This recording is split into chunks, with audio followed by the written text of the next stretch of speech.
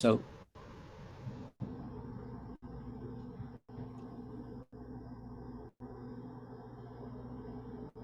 okay.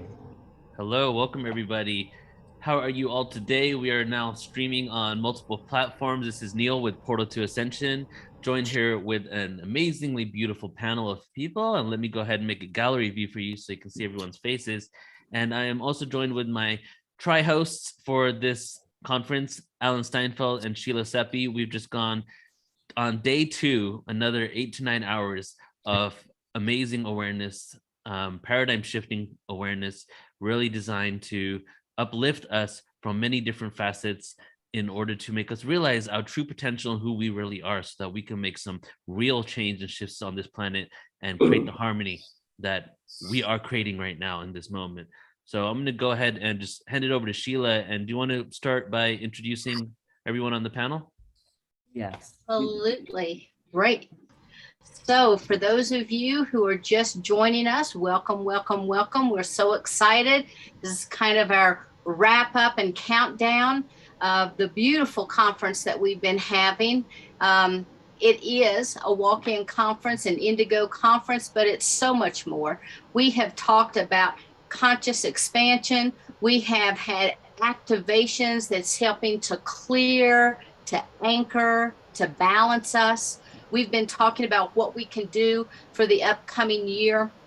And I think this panel is such a beautiful way to wrap all of that up. So we have just had the privilege of hearing from Miss Stephanie Lodge. Stephanie is with the AngelicAcademy.com. Maybe you can share just a little bit more about yourself in a moment. I'm just going to kind of hit the highlights with everyone, and then we can come back to you. We have Dr. Richard Horowitz with us. He is an author, and I'm sure that you can tell us all about your book here in a moment. We have Bridget Renee Holliday. Bridget has been talking with us about walk-in starseed integration processes. Some of you may know her from Clubhouse. We have Jason Addison Ames, and Jason gave us a beautiful, beautiful presentations about walk-ins and brought through his team that he channels, and that was such a beautiful, beautiful messages that you had for us. We have William Linville back with us, and William has been able to transcend all of those lower levels that we go through with our human process, and is available to help other people do so. We have Devi Grace with us, and Devi is so many things, but I'm going to say that she is a conduit channel for the earth, for the angelic realms. She's kind of bringing and anchoring some heaven right here on earth. Then we have Zoe Pennant, and Zoe, known as Sage Oneness, gave us a beautiful opening this morning, brought through and channeled in the group that she works with to give us some really uplifting messages. She's a spiritual teacher, and hopefully what we can do is have everyone go around, share your websites, give just a real quick history about yourself, share your websites, because I'm sure individuals are going to want to reach out and contact you. So let's start back up at the top again, because I want to mention Alan Steinfeld with New Realities. I think everyone knows Alan. He's been blazing the trail for all of us to follow in. And then we have Neil Gar, of course, founder of Portal2Ascension, who is also creating beautiful pathways for additional conscious evolution. So thanks to everyone. And for people who don't know, Sheila Seppi is the real brainchild behind this whole conference. It was her vision, and she's brought this into manifestation because of her direct contact with these higher realms. So just wanted to acknowledge you too, Sheila. Oh, thank you. Thank you. I did want to mention before we start back with Stephanie that as a result of last year's walk-in conference, the WISH Alliance came into being, and the WISH stands for Walk-ins, Indigos, Starseeds, and Hybrids. And of course, a lot of times walk-ins are angelic beings. They're dimensional beings. They're source beings. They come from other dimensions. And so there's a lot involved with the WISH Alliance. So please visit our website at wishalliance.org. If you have not already signed up, please do so. There's a contact page on the events section. On Mondays and Thursdays, we offer at no charge. We have different meetings, and we're always bringing in wonderful speakers. Actually, this Thursday, we have Neil coming to talk with us, and you're going to be talking about the history of hybrids, I believe. So I'm really excited to hear that. So everybody, please join us, and you can get all those juicy details on wishalliance.org. So now let me go ahead and go back to Miss Stephanie. So hi, everybody. If you're just joining us, thank you for being here. Thank you, Sheila. Thank you, Neil. Thank you, Alan. I'm just really grateful to be here and supporting this beautiful conference. You can find me at angelicacademy.com. I am an Angelic Ascension Advisor. I'm also a Magdalene Mystic. I've been called an Angelic Shaman, Angelic Light Stream, because I channel the 12 bandwidths of Source, as well as the Seraphim and Elohim frequencies. But more importantly, I guess, for the purpose of this specific conference, I am what you would call an Angelic Incarnate, or walk in or fly in, as I like to say. And I'm here to represent the Angelic Light Nations. So I am grateful to be here. Thank you for having me. I am just so excited to learn more about everyone else. And I will, I guess, leave it there. Great. Thank you for being here. We want to drop down to Dr. Horowitz. I'm not quite sure how I got here with all of the rest of you. You are way more interesting than I am. My life is boring compared to what I hear from you guys. That's all I have to say. Well, I'll say a few more things. Tell us about, Richard just wrote a book called The Starseed Awakening. No, Alan, that's not the title of the book. That's the title not the of the title. book is What is the Starseed title? Revolution, r/evolution, The Yes. Awakening. The Awakening, Starseed Revolution. Yeah, tell us about that, Richard. So, as I explained, because some of you I've never met before, but it was a great pleasure listening to, and the energy is just fabulous. So, you know, I came in, I'm Aquarius with an Aquarius rising. So I came in basically to help this world. I had no idea at 5 years old, 6 years old, speaking to God, how I was going to help. But I heard when I was very young, meditating, speaking to God, you've come to save the world, which as a 6-year-old, of course, makes absolutely no sense whatsoever. But I asked again and said, I'm sorry, could you please repeat that? And I heard the exact same thing. Life goes forward, you become a doctor, you know, your Jewish lineage, you only have a choice of being a doctor or a lawyer. So doctors seem good. I did want to go into theater and music. That's a whole nother section I'll tell you about at some point. But in any case, moved up to the Hudson Valley, became a Lyme doctor, and saw 13,000 chronic Lyme patients over my life. And basically I had asked the question when I left medical school to my Lama Gendon Rinpoche, when I leave school and I go out into the world, what is the most important thing you want to tell me before I go out and I become a doctor? And he said, Richard, the most important thing to know is compassion. He said, put yourself in people's shoes, do for them what you would want done for yourself. He said, it'll all go well. And I've been a Buddhist for about 40 years now. I've studied with the Kagyu masters. In fact, this morning, it's interesting you picked this day for this conference. Today is the 10 Auspiciousness Day. It's one of the days in early January where the Buddha was born, and some also say enlightened. So it's actually one of those days where the energy is multiplied. So getting these kind of transmissions on this day is actually quite auspicious. And His Holiness Sakya Trinza Rinpoche gave a medicine Buddha initiation this morning. And when we have some time later, I'll do the mantra with you. For those of you who don't know it, I'll connect with you and do the mantra, and we'll do maybe a personal healing. For those of you who have tick-borne, for those of you who've gotten COVID. I also then did discover answers for COVID that are natural. For those of you who are sick with COVID or think that you have a friend who may have long hauler syndrome, my website is cangetbetter.com. It's all one word, cangetbetter.com. Go into the COVID tab. You just heard from Stephanie about antioxidants.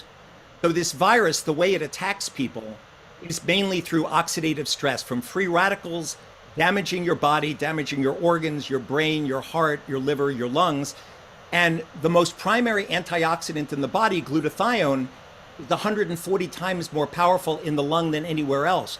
If you're exposed to pesticides and environmental toxins, you don't have enough glutathione. And what we've discovered, and has now been published, and we published the first worldwide article on glutathione in April 2020, if you replace with N-acetylcysteine, NAC, and glutathione, which are one of the primary antioxidants in the body, and you do it with alpha lipoic acid, it blocks a certain switch inside the nucleus called NF-kappa B, which releases all these inflammatory molecules that damage your body. So we discovered natural ways of blocking the inflammatory pathways. NAC, alpha lipoic acid, glutathione blocks NF-kappa B.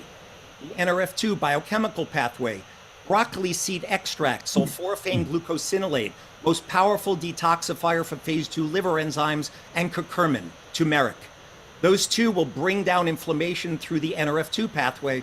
The last one is called the NLRP3 inflammasomes, and that, believe it or not, is a small dose of melatonin when you go to bed. Melatonin blocks the NLRP3 inflammasomes. When you get older, guess what you have less of? Melatonin. Guess what else you have less of? Glutathione. So the elderly people that are getting this, in part, I believe, is from a lack of glutathione with a lack of antioxidants. So Stephanie, you kind of brought me into this. I was not going to discuss this, but since you decided to discuss like ORAC values and stuff, I said I should discuss COVID and tell them about antioxidants. No, but you know what, Richard, that's important because that's one of the biggest viral activities right now. And also I want to say this, the zinc and ionophores, my angels guided me to something called BioZinc, for anyone who cares, spelled BIOZINQ. And this is extremely important, they're telling me. Do you want to talk about that? Do you know anything about that? So yes, so zinc is part of the protocol. When you go on cangetbetter.com and go into the COVID tab, you'll see that there's a for treatment and prevention. And we have all of my patients. I've not lost one patient in 2.5 years with COVID. Not one patient in my practice has died. Now, I have used a lot of ivermectin. I'm sorry, did I say that? We're recording this. There's 26 studies, 10 of them randomized trials showing the drug works. It's out 50 years from the World Health Organization. Paxlovid just got approved, 89% efficacy rate for short-term COVID. You got to get it in the first 5 days, but ivermectin is safe. It's been effective, and it's helped all my patients with glutathione, NAC, zinc. I use Immunotics 3,6-beta-glucan to bring up the natural killer cells and T cells, which help fight viruses and cancer in your body. So take a look at it. It's on the site for anyone who needs it.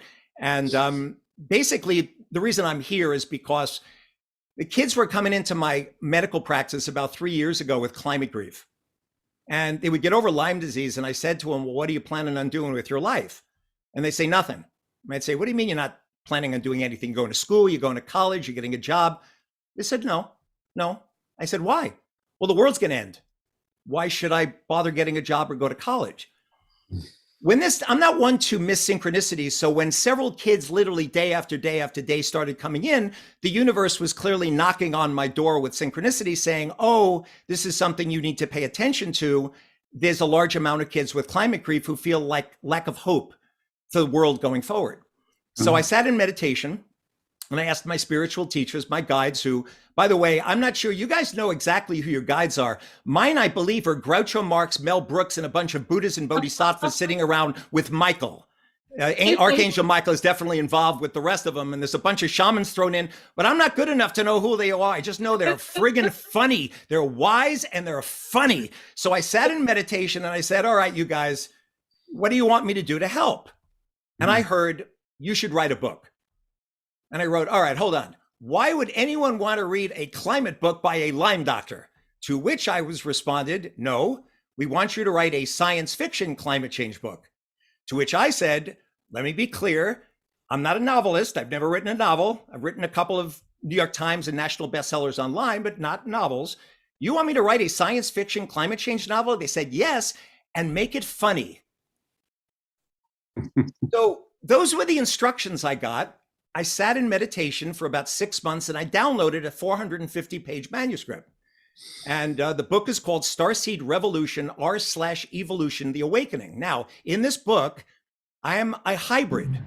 I didn't know that hybrids existed. I'm half human, half Arcturian in the book. I'm Prince Ian of Arcturus, the royal PIA. And if I figured if anyone remember me from now on, just remember I'm the royal PIA. So in this book, I've come to save the world, and I have climate solutions, and I have a 3-part Broadway show in the middle of the book called Ecocide, a play in 3 acts, which can be produced off Broadway.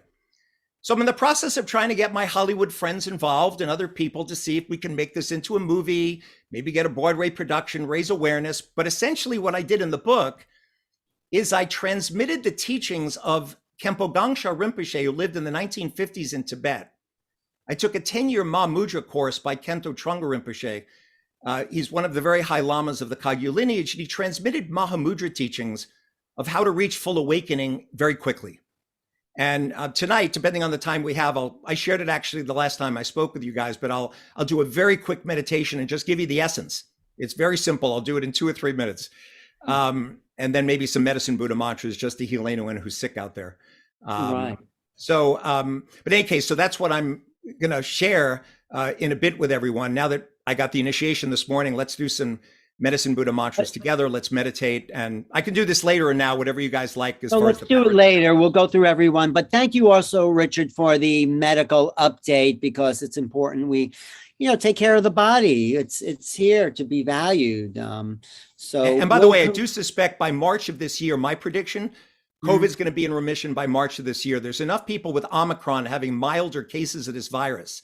Between natural immunity and everyone who's been immunized, this virus should be in retreat by March. There will always be coronaviruses around, like flu viruses, but not to the deadly nature that they are. And just so you're aware, glutathione has been published in the medical literature for the flu, for dengue fever, for HIV, for hepatitis.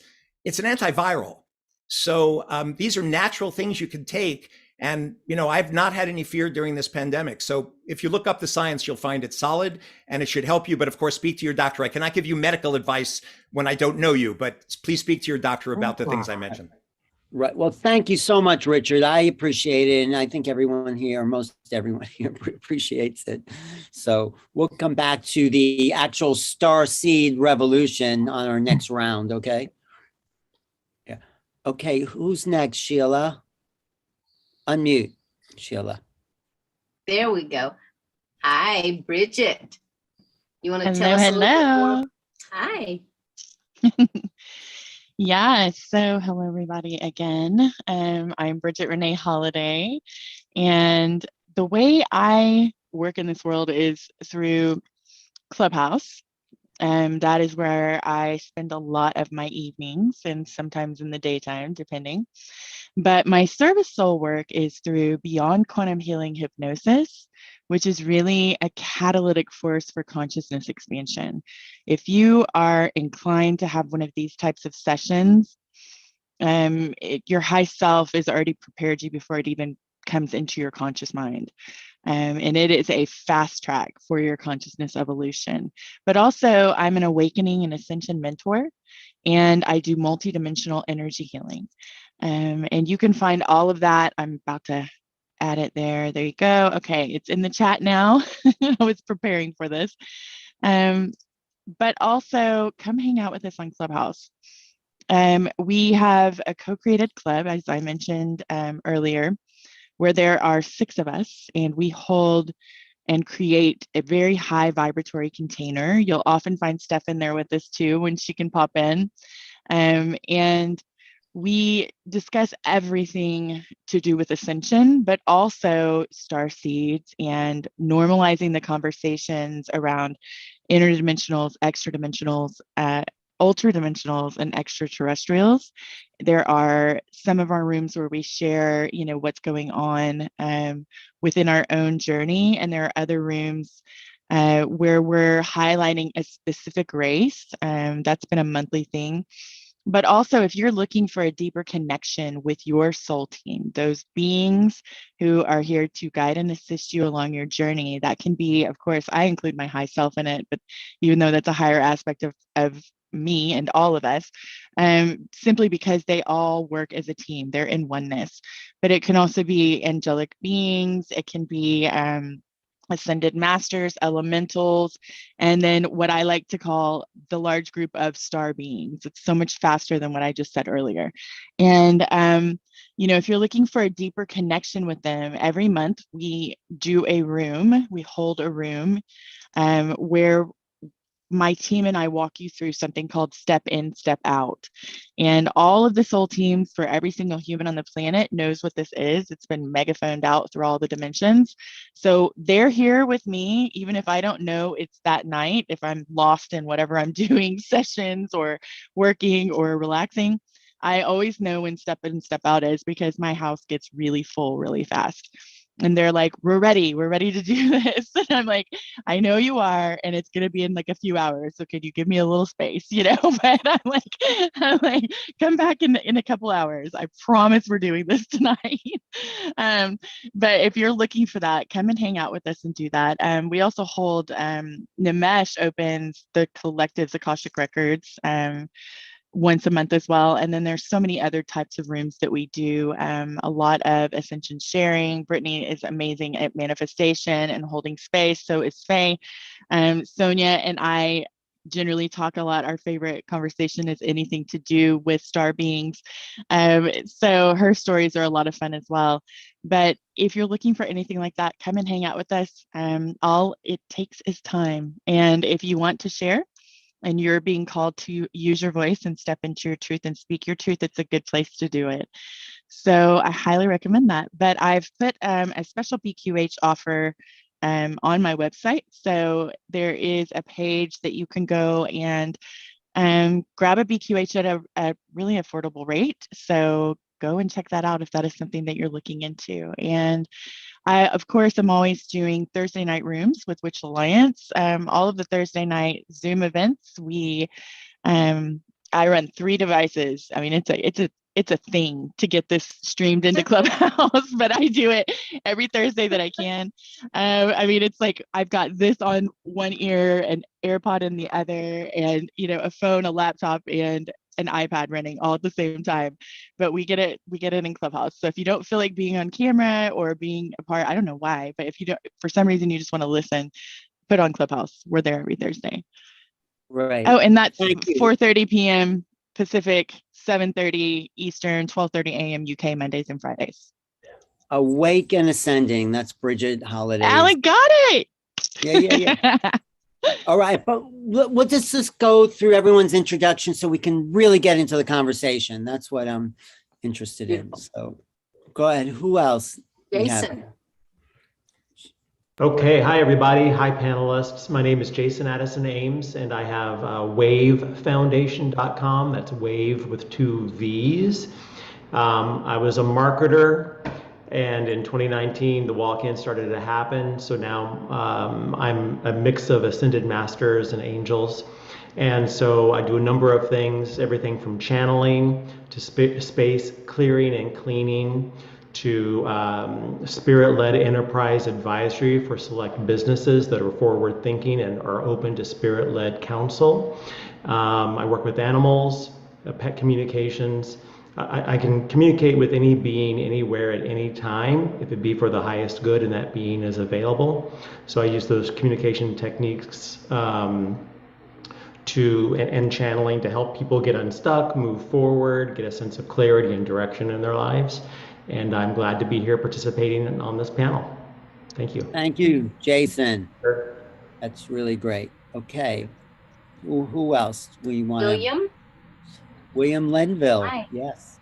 Hey, how you guys doing? Thank you so much for having me again. And hello, panelists. What a beautiful, beautiful come together and communion and complementariness that we've got to have through this event, but also to all the live streams that we get to touch, affect, assist, and really getting everyone waking up, opening up, and accelerating, and even vibratorily, but also through the marriage of the higher and the lower, and also there with the reconnection of their guidance realms or entourages or higher levels, and then their creator consciousness. And what a blessing, true blessing it truly is to be able to play with everyone on so many different levels.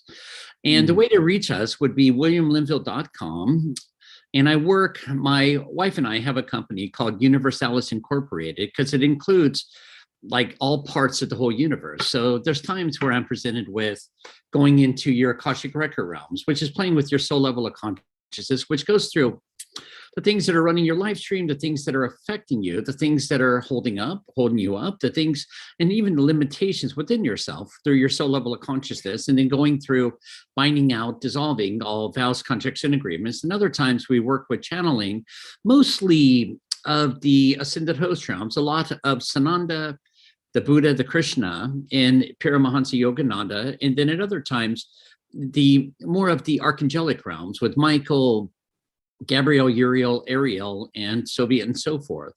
And, you know, when we play together, we do energy work with tuning into you and clearing out debris, depending on, it all depends on the openness of the dear one that's coming in. Everything's still presenting, but then the willingness is what we play with to really go into thy will, not my will be done, to be able to clear the decks, open you up, bring in your higher levels to start dissolving the lower levels of consciousness to where we're playing with the full embodiment of creator as incarnate, starting to rev up, accelerate, vibrate faster. And then we also play with optimum health and well-being and homeostasis.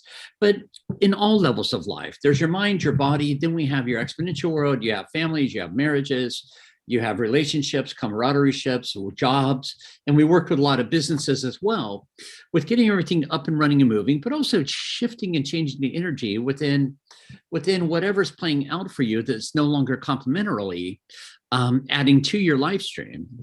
So it's kind of like a matrix kind of level, you know, where you play with, my main line would be bring it on and whatever presents, because every day it's different. Every client is different. Every client is different every day.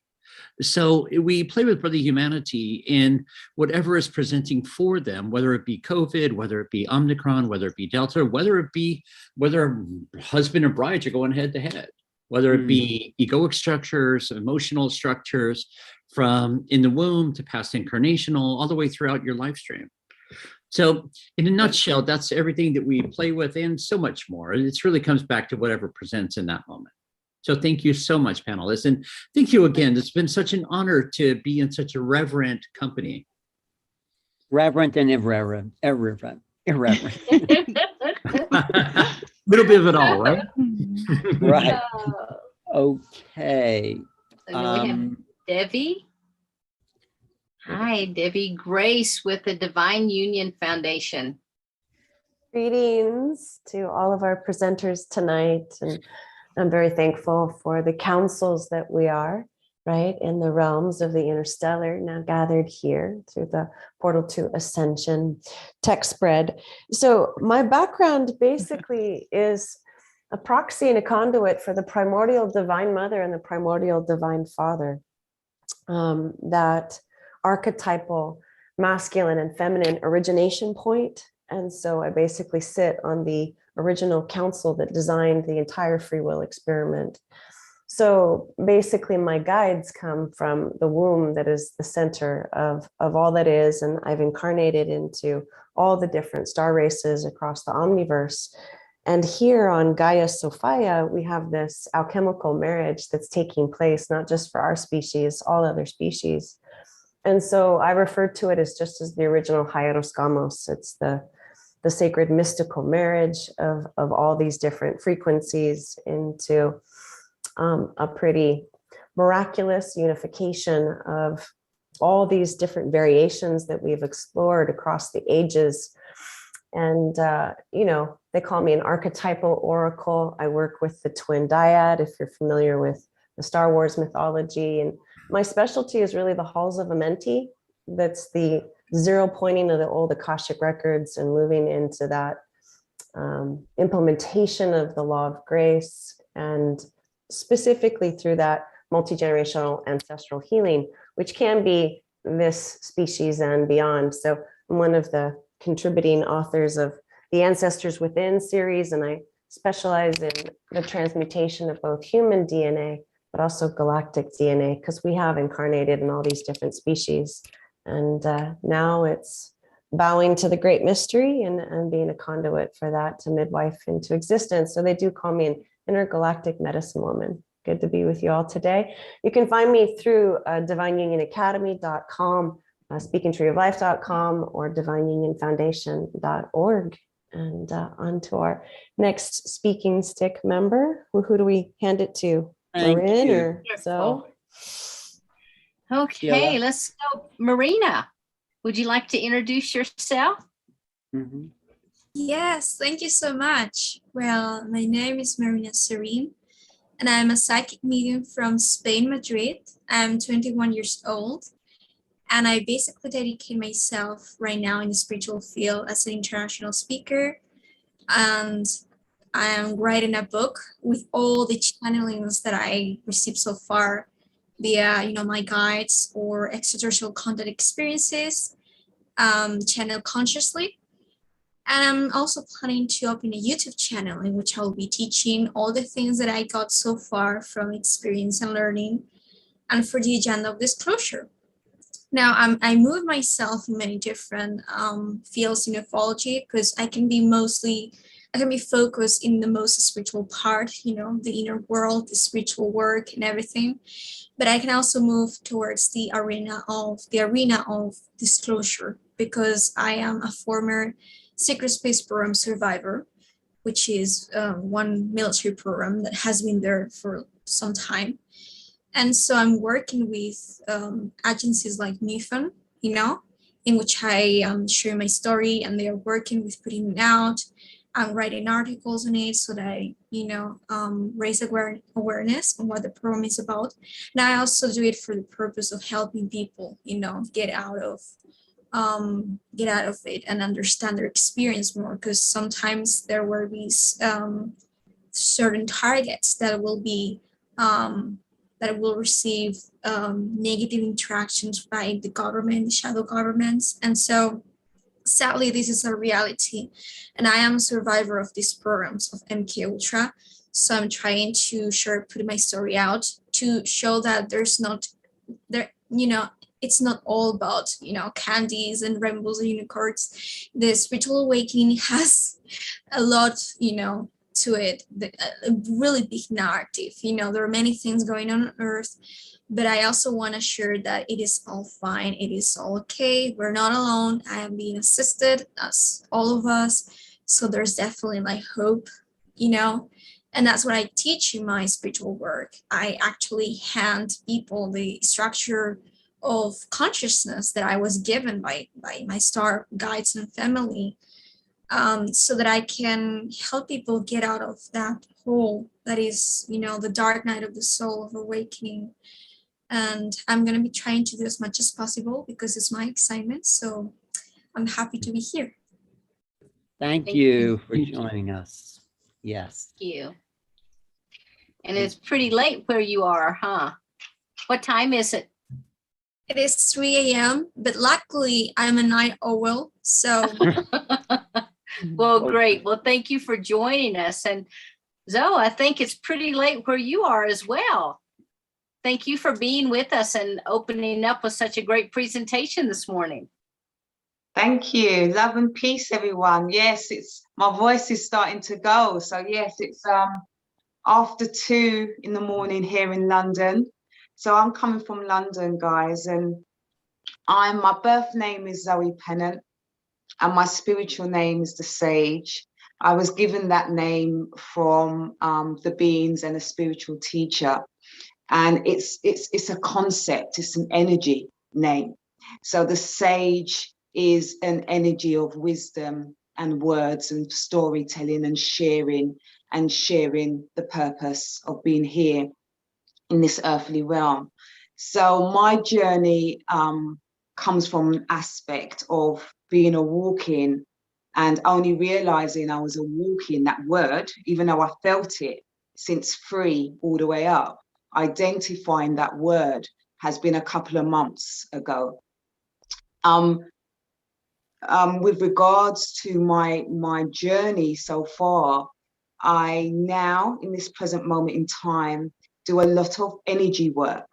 And the energy work that I do is a concept of many things. It can come through words, it can come through actions, it can come through hands, energy healing, it can come through song, it can come through meditation. It's just different aspects of energy work.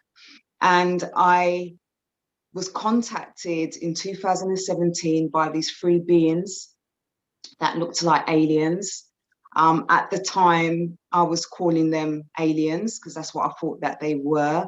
They had a big head, small body, they still do, no eyes, nose or mouth.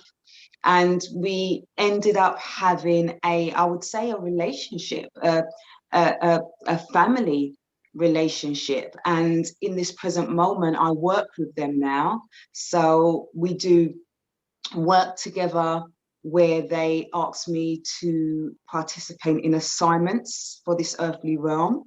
And that can be through energy work, shifting energy in different forms. But a lot of the energy work that I do is everyday stuff.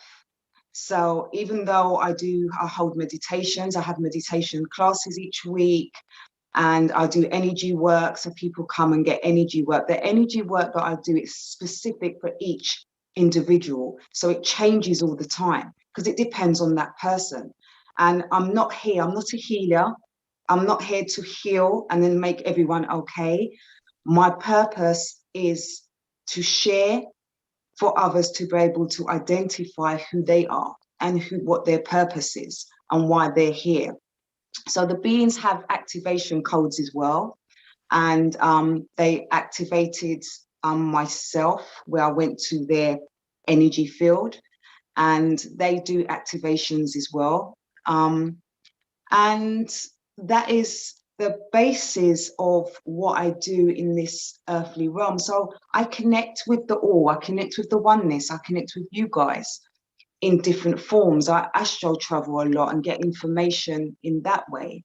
And we all here to take part. It's like a puzzle, and we're all here to be part of this puzzle to be able to create the experience that we wanted to experience while we are here on this earthly realm. Because we all know that's listening now, energy continues to shift.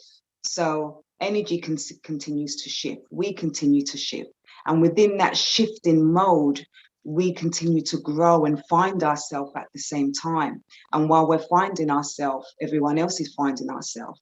And the beings love to allow humans to remember that they're not forceful. So they don't say you need to do this or you need to do that. They're always asking, the beings that I connect with. And they always say for us humans to remember, it's not just about humans. It's every aspect of this human world. So I connect with animals, I connect with insects, I definitely work with the elements. I connect and do energy work with, stones and vessels and earth and just every aspect, the energy of nothingness, because it's that oneness that is going to really shift the energy field that we need to do. And that won't be for everyone, because everyone's got their own thing to do. So some, it won't be for them to deal with animals. It won't be them to deal with elements. It would be them to deal with just humans. And some people, it would be them to deal with something else. And this is where the collective comes in and the oneness comes in for us to be able to shift that energy, for us to be able to grow and learn more and to do what we need to do. So you can get me on as the Sage Oneness. So I have a linked tree / the Sage Oneness. Again, I'll put that on the chat. And I'm in the process of finishing off a documentary with regards to the beings. It's called Humans, Are You Ready Yet? With a question mark. And it's just an opening for us humans to be able to have some form of remembrance. That's what they always say. We're here to just make you guys remember, because we know already we are here to just activate our system to be able to know why we're here, because we will be continuing on, we transition on, and our energy shifts and changes at all times. So this is a process of just the now. we're not going to always be here for now, because we will be shifting all the time. So that's where you can, you know, connect with me if you want. I have a YouTube, the Sage Oneness, and the YouTube channel again has a lot of the channeling that I do with the beings. There's a lot of messages there. They speak about everything that we are all speaking about, what we are all connecting with, you know. And what I love about this energy right now that we all are connecting with, and we're all loving each other, and we're family, you know, we're one human race, much as everything else that we are. We're the oneness of who we are. And it's that we're on the same page, and we're sharing the sameness of oneness that we would like to experience. And that's what's nice. And to be able, you know, and to be able to actually be together right now is absolutely amazing. I won't go on because I can speak.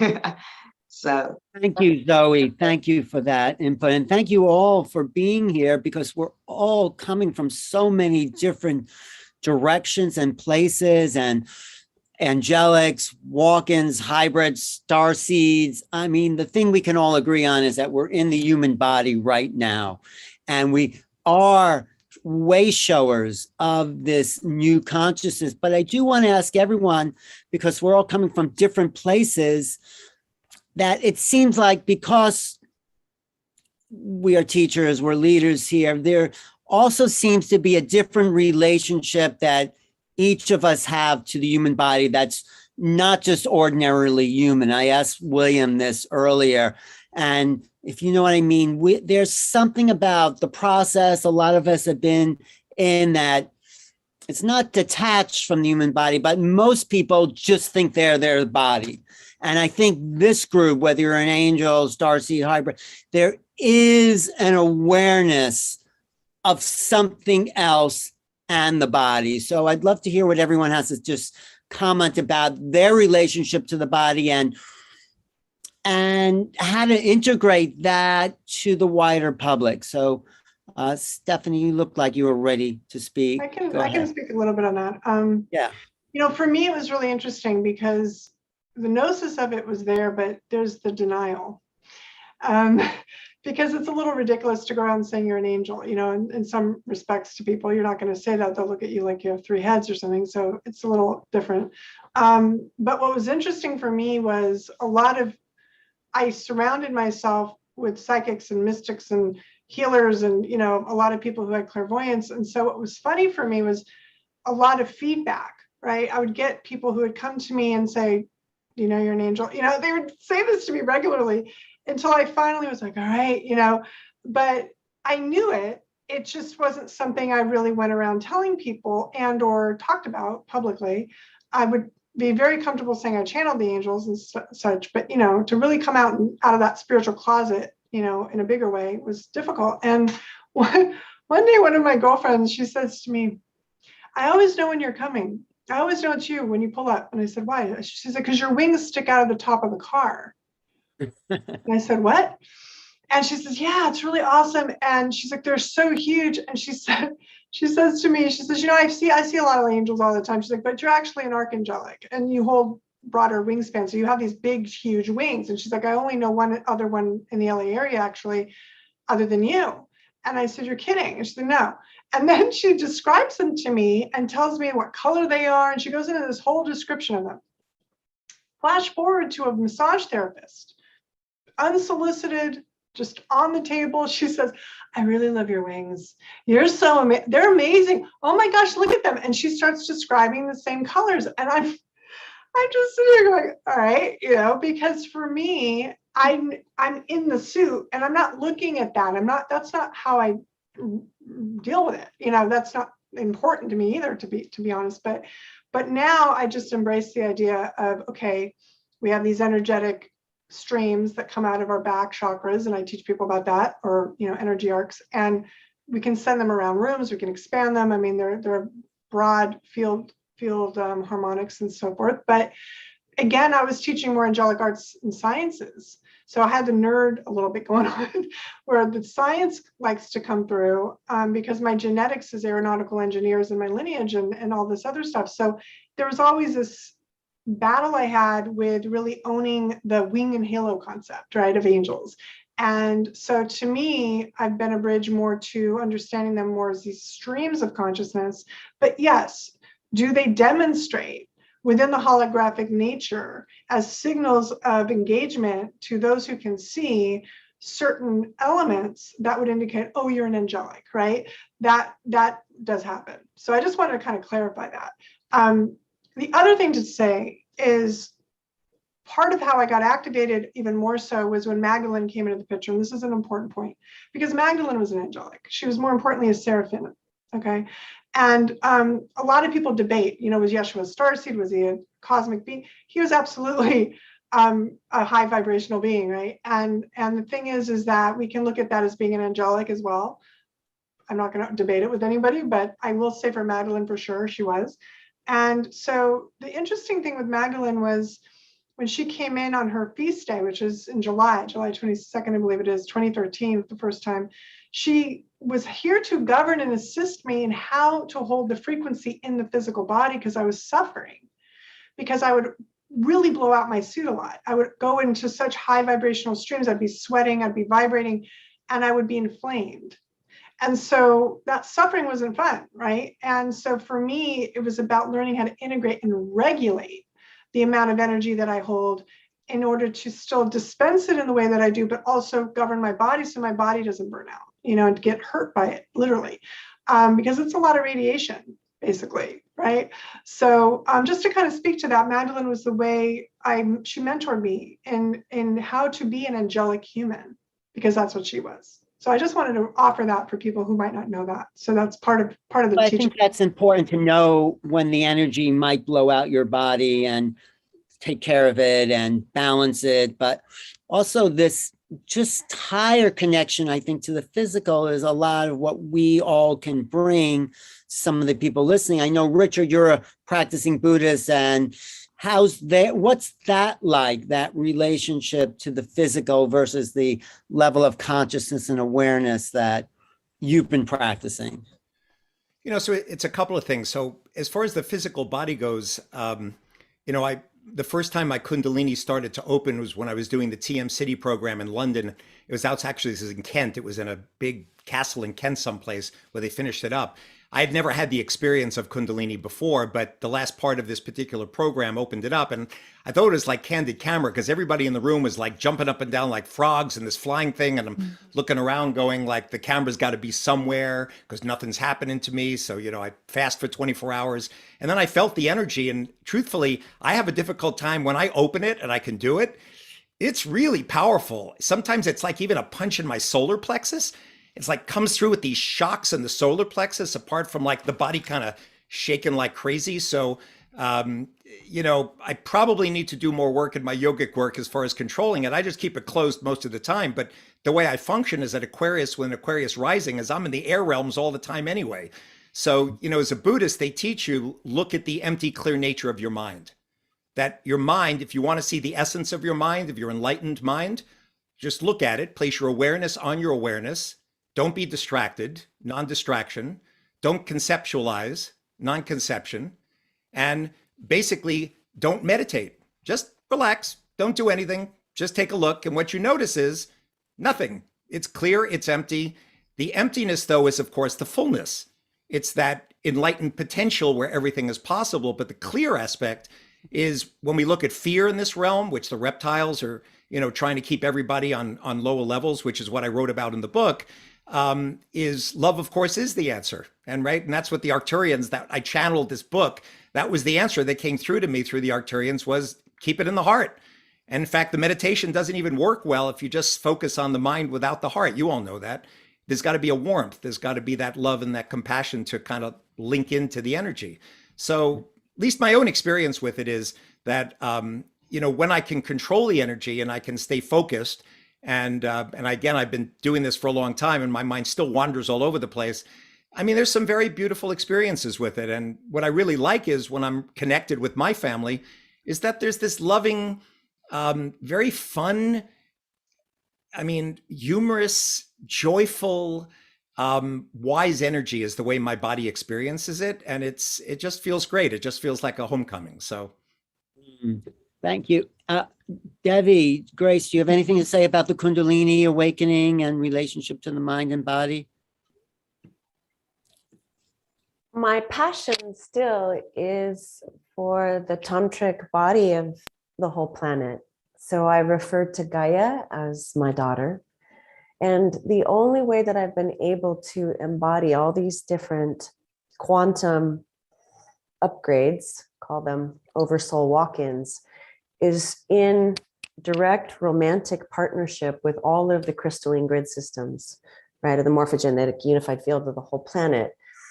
And so I learned that if I was going to ground or forge this intergalactic tree of life that I am down through this vessel, I was going to need the assistance of all forms of ancient magic within the body of the biosphere. And so I reestablished ancient, basically, covenants with the, I call them the holy of the holies, the rockers and the rollers a few millennia ago, who were really the guardians of the body of the planet's wellness and well-being. And I have a symbiotic relationship with this whole planetary ascension. The term that I used before is metamorphosis. And so it's this complete surrendering to realizing that I can make love to this lattice of consciousness within the awakening essence of Gaia. And like in this mother-daughter relationship, because she is me and I am her, and we're inexorably linked, there's these galactic midwives that are coming in, and they're also assisting that angelic walk-in inside of Mother, Father, Earth. So if I were to be, nakedly candid, I couldn't actually embody my soul until I turned to the ancient ones who were midwifing planetary systems as they go through their awakening, and that I pledged my skill sets, or I partnered my gifts with the beings that are birthing the whole living organism that we call the planet soul or the world soul. And those teams are the ones that have been assisting me to find harmony and balance in my individual, right, human skin suit. So I'm sure some of the other speakers will use other terminologies. Right. And it does go all the way back to the most ancient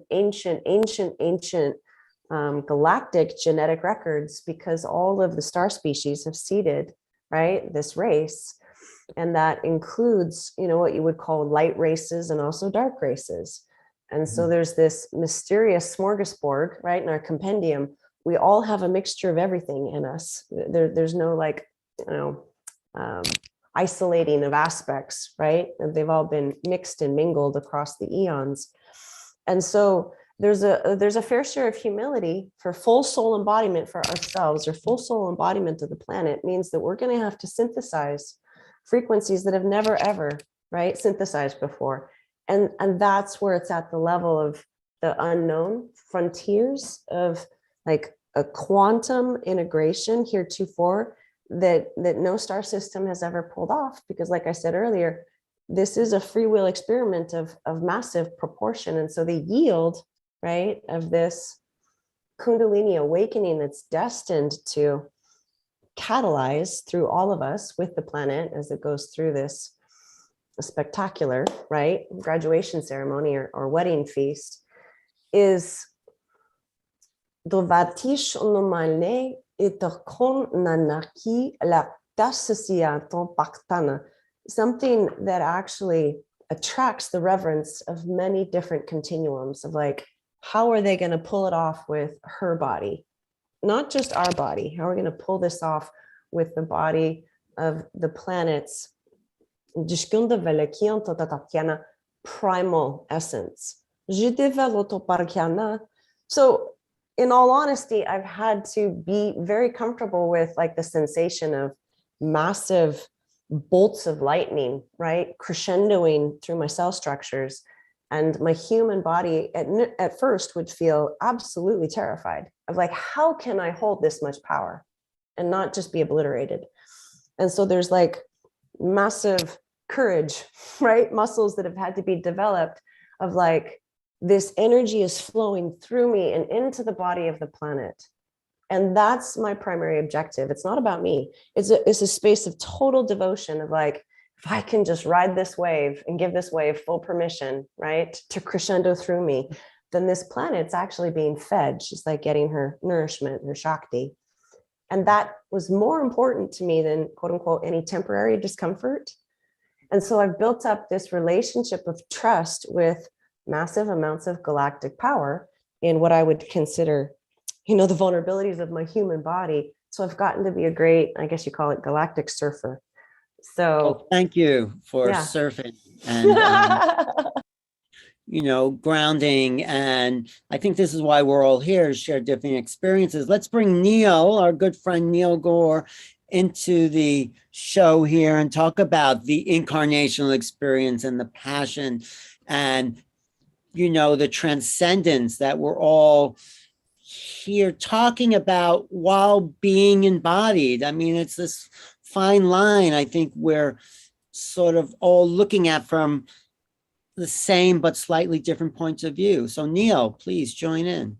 Yeah, so can you say the question one more time though? No, I'm just looking at all of us and realizing that each of us, you know, whether we're walking and angelic, starseed, we have a sort of maybe different understanding. So the people online have a different understanding of the consciousness to the human body, where most people out there, not to separate us, think that they are their bodies. And there's something with this sort of education that we're all learning together, which puts us, I don't want to say disconnects us, but we look at the incarnational experience a little different, not because we're special, just because there's this different level of awareness. So just curious how you look at it.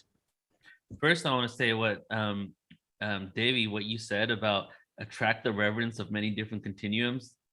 That was on point right there. Like, I had to write that one down because it was just my two favorite words, reverence and continuum. You put them in one sentence. So it's like, it was like, it really resonated with me. And in regards to like embodying, you know, my soul experience on Earth, I'll just give a little kind of story of my own experience, is that, you know, from trauma as a child, I really disconnected. I not only went into my head, but I also disconnected from my earthly experience. My current, I guess, passion and what I'm doing for my own self on Earth is embodying my body, right? Like really embodying myself, being inside of myself, and just being grounded with all of this, because I've been out of my reality for so long. And even if I'm in my body, doesn't mean I'm disconnecting from the external world. Because there's something that I like to say as of late, you know, some people say, I'm an earth seed, I'm not from anywhere else, I'm from Earth, you know? So I've heard that a lot, and I have heard a lot of people saying I'm from space. But what I like to say is, didn't you know that Earth is in space? You know, it's a paradox, you know, like it really is. And so what I'm doing now is really just like embracing this earthly experience and figuring out really how to be human, but realizing with being human, it's no one really knows what they're doing. We're all just trying to figure it out in each moment. And now I heard a lot of people explaining, I've heard a lot of people besides just the people on the panel here explaining what like the soul is, how they incarnate into this body. What I feel is that source wanted to experience itself infinitely, right? What if could I be this, right? That was the name of one of my poems. What if could I be this? And through that, everything that we could ever create and every possibility is manifesting or has manifested, because linearity isn't the way we perceive it, right? And since that's the case, that there is really interesting that there are many truths within this fractalized nature of creation. And the way we embody our souls, the way we incarnate into this reality, the walk-in experience, starseed experience, some of that might not be valid for someone. And we are such powerful beings that you can literally close yourself off to a certain reality and live your own reality where you don't even have that within it, you know? So that's all I really want to say in regards to my own experience here on Earth is really just embracing this earthly experience. But I'm also in awe of the fact that we are here to have all these different truths and all these different realities, and it's all valid in my book. Great. I love that. I love that. Marina, how do you relate to the human experience, especially being a star seed and having this expanded consciousness? How do you relate to the body and the relationship to the mind and the spirit? Well, what I came to realize and experience myself is that in the spiritual community or path of awakening, for us as starseeds and angelics and walkings, we experience two kinds of different imbalances with the body. The first one is in experiencing which we reject. I mean, we get attached to the body, like humans, we start to identify as our third dimensional egoic perspective, as our physical mind, and everything that comes to it, its physical materialized expression, which is the identity, the nationality, the name, the skin, the look, all of it. And that's not everything that we are. We're multidimensional beings. We are far more than just that, But then it also happens that we tend to reject it. We tend to go way too far away from it and detach from it to a degree in which we disconnect ourselves from our body as it was an enemy, as it had anything to do with us. And that's not totally true either. The body is just an expression of ourselves, an aspect of ourselves. It's representative.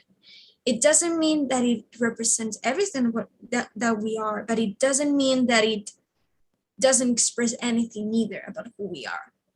And I myself, I have experienced that many people also have communicate to me, tell me that the body is something that I shouldn't also like adore in terms of like beauty or everything, because I myself, I love to work with the body. I love to dress up nicely or do makeup or take pictures.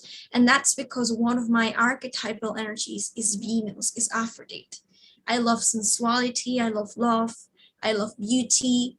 So I work with the body for that matter. I work with it in terms of art, I believe that it's an artistic representation of nature, like any beings, any organisms, of nature. Insects, animals, humans, ETs.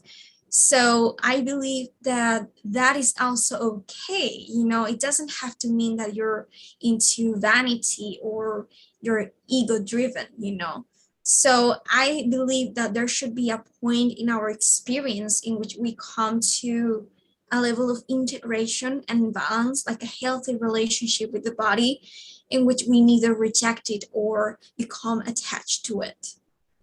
Yes, that is beautiful. That's sort of what I was looking for and and feel that we have these beautiful bodies and we're not just the body. So I think this group of people, we're here to kind of show a new relationship to that, because we do have to honor who the vehicle.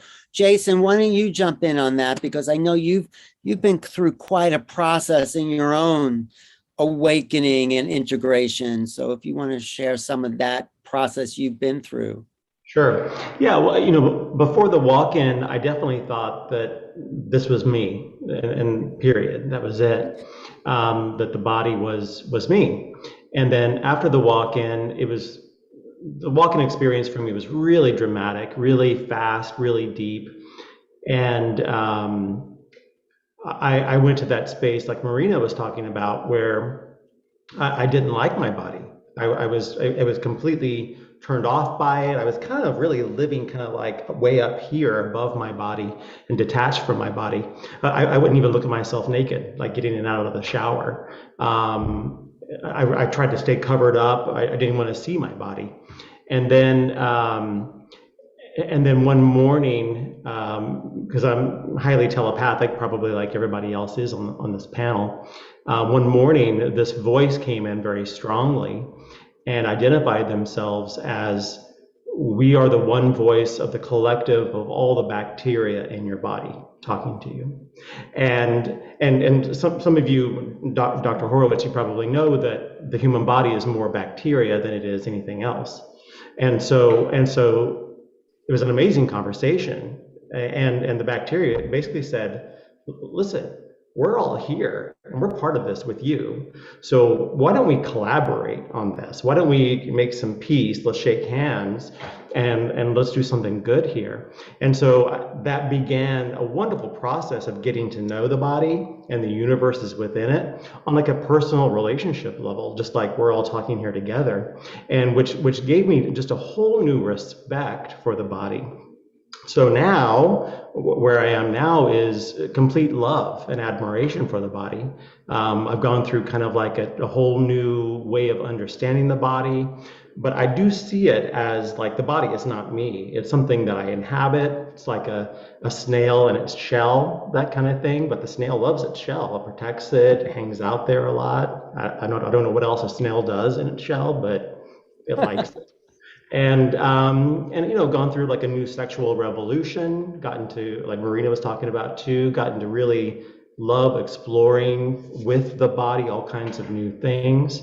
So yeah, so I mean, I think a being's, let's say, relationship with the body or the vessel is super important, and I really see it as a collaboration.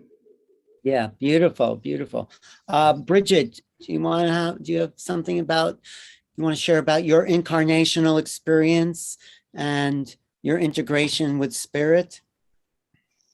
I mean, okay, so the first memory I have that I accessed this last year was as an infant.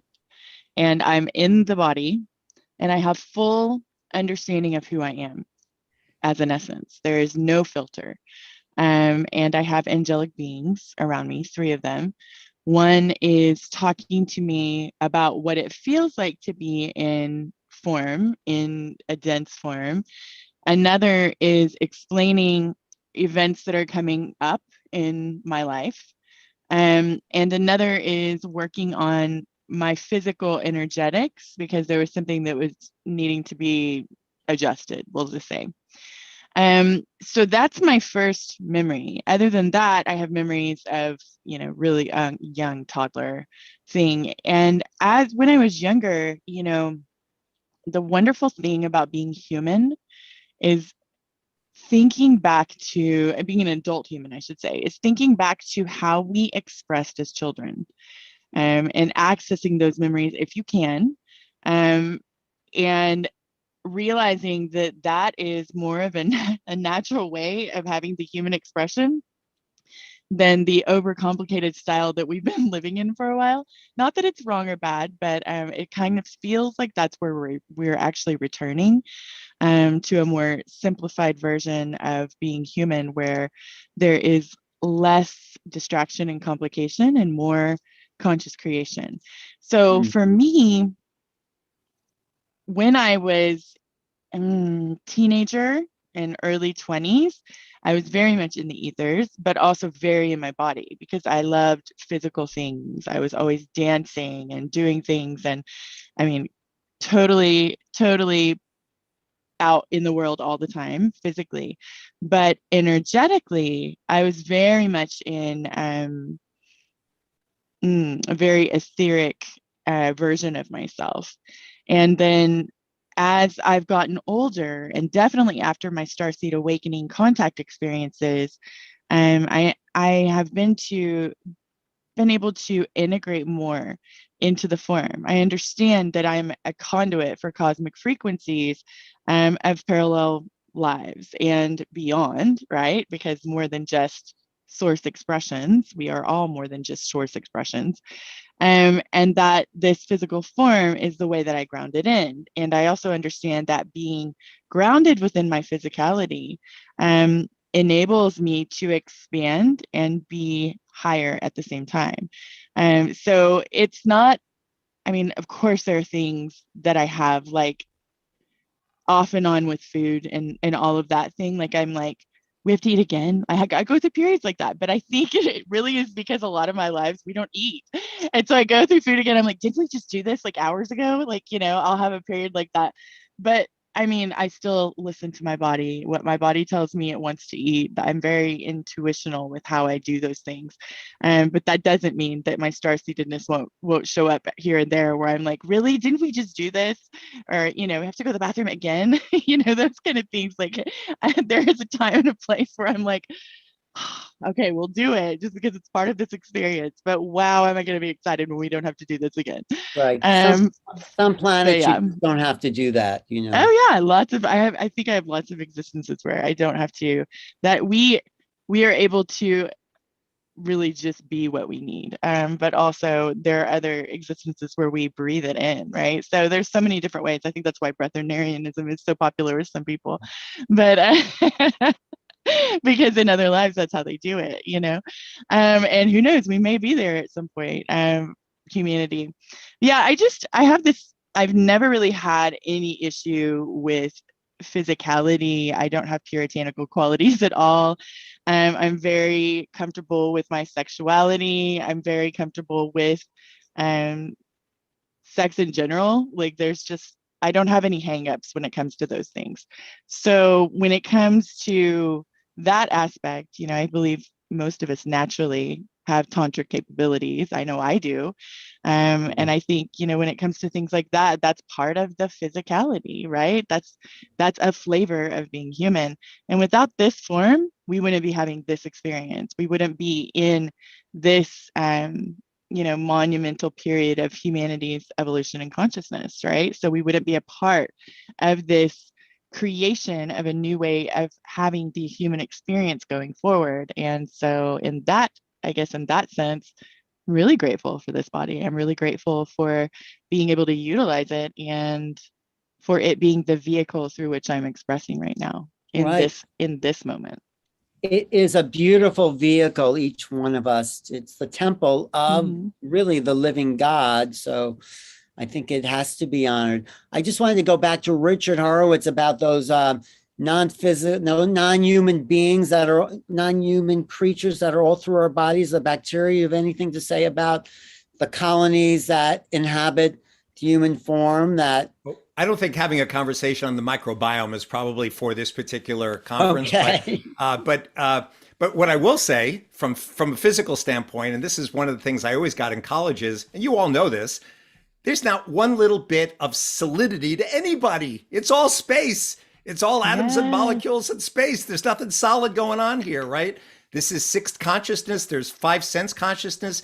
But when it goes through the sixth consciousness, which is the filter of the ego, the problem is you don't see perception clearly. It gets filtered, right? So, but this isn't solid. When I was young, I was able to astral travel when I was young. I don't know what happened as I got older. Maybe things just shut down, but I had angel experiences when I was young. They scared the hell out of me, quite truthfully, because I didn't know what it was. Angels scared you when you were young? Yeah, they were coming to me all the time when I was young. I don't know, Alan, do you remember those Halo commercials when you were young, when the angels, I used to dream of them at night, and then storms would come and I'd ride the waves up and go flying in the air and stuff. It was a little scary as a young kid. I didn't know what was going on, quite truthfully. But in any case, so as far as I'm concerned, I mean, the message that you've all been bringing this weekend as far as consciousness expansion is, the good news, of course, and this is from the Buddhist perspective, when Siddha Rinpoche was asked, what did His Holiness the Karmapa tell you when you came to the United States or the West? What did you want to tell Westerners? He said, the most important thing to tell them is they're already all the Buddha. It's like, you don't get enlightened. You're already enlightened, right? The light is there. There's just clouds in front of the sun. So all they're really doing in the practice is, shamatha practice of calm abiding is to keep your mind in one place so you're not wandering all over the place. Vipassana insight meditation is to look at the empty, clear nature of whatever arises in your mind, whether it's where is the I that is experiencing it? Where is the emotion of fear when it comes up? Where does it go? Does it exist anywhere in space? You look at these questions in the mind stream, you see that there's nothing there, and you relax into the clear, open, empty essence, which of course is the enlightened nature, which we all have. So, in my book, Starseed Revolution, I actually do the transmission from these masters of how to reach this state as easily as you can. And then regarding Gaia, this whole book is about really helping to save the planet from climate change. And I'm hoping to get 80 million people to do a meditation that's in this book, which is very, very simple. It's a visualization actually of Gaia, of the world, but starting with the third eye with a small little sphere. Bokar Rinpoche was teaching this Bushamata. So once you've stabilized consciousness at the level of the third eye and sphere, take the sphere of white light, start to expand it out till it's bigger and bigger, then turn it into the earth herself, into Gaia. And then the way it works when you're in this expanded state is whatever thoughts or emotions get placed into the state like a seed has a ripple effect in consciousness. So there's almost a sense of mantra that I gave to the young kids, which is happy, healthy home, which is clear visualizations of the planet, happy, healthy home, and hold it while you're in this particular state. And when there's enough resonance, right, from quantum principles, you get enough people to resonate at the same level, things will shift in physical reality. So I'm hoping to work it from the inside out. And it's that's what I hope to do in the book when it comes out. No, I was just going to say, maybe you could lead a little meditation before we close. But also, it's great to be reminded of Buddhist concepts because, as Sheila said, the cosmology of the soul is what we're looking at. And a lot of the Buddhists, of course, have qualified that for centuries. And we're just discovering a new way of understanding different forms of incarnation. So actually, I'll ask Zoe that question about your relationship to the physical and the incarnational experience and where you think maybe a healthy kind of boundary is set for you in those two fields. Yeah, so for me, the connection from when I was younger with my story, where I started off identifying the energy of the spirit. So I'm coming from the other way round. You know, I'm coming from having to understand this earthly human body. And it's so surreal because when I was younger, I used to stare in the mirror. And I would stare in the mirror and think, wow, like hands, like skin, hair, you know, eyes, look at our nose. And I just would be fascinated by this human body. But I loved it, you know, and I had an understanding, I don't know where from, that it was a creation. So I created this. And I was very aware at a young age that I was like, wow, look what I created. So that love was there straight away. My thing was getting older within this earthly human body and growing within it is bringing the oneness, because there was so much separation. I loved going into that frequency of just energy and going there all the time and then coming back and then going there, even though there's no going and coming. You know, I'm feeling like it's going and coming, but there was no going and coming. It's just all within the oneness. And I had to ground myself more.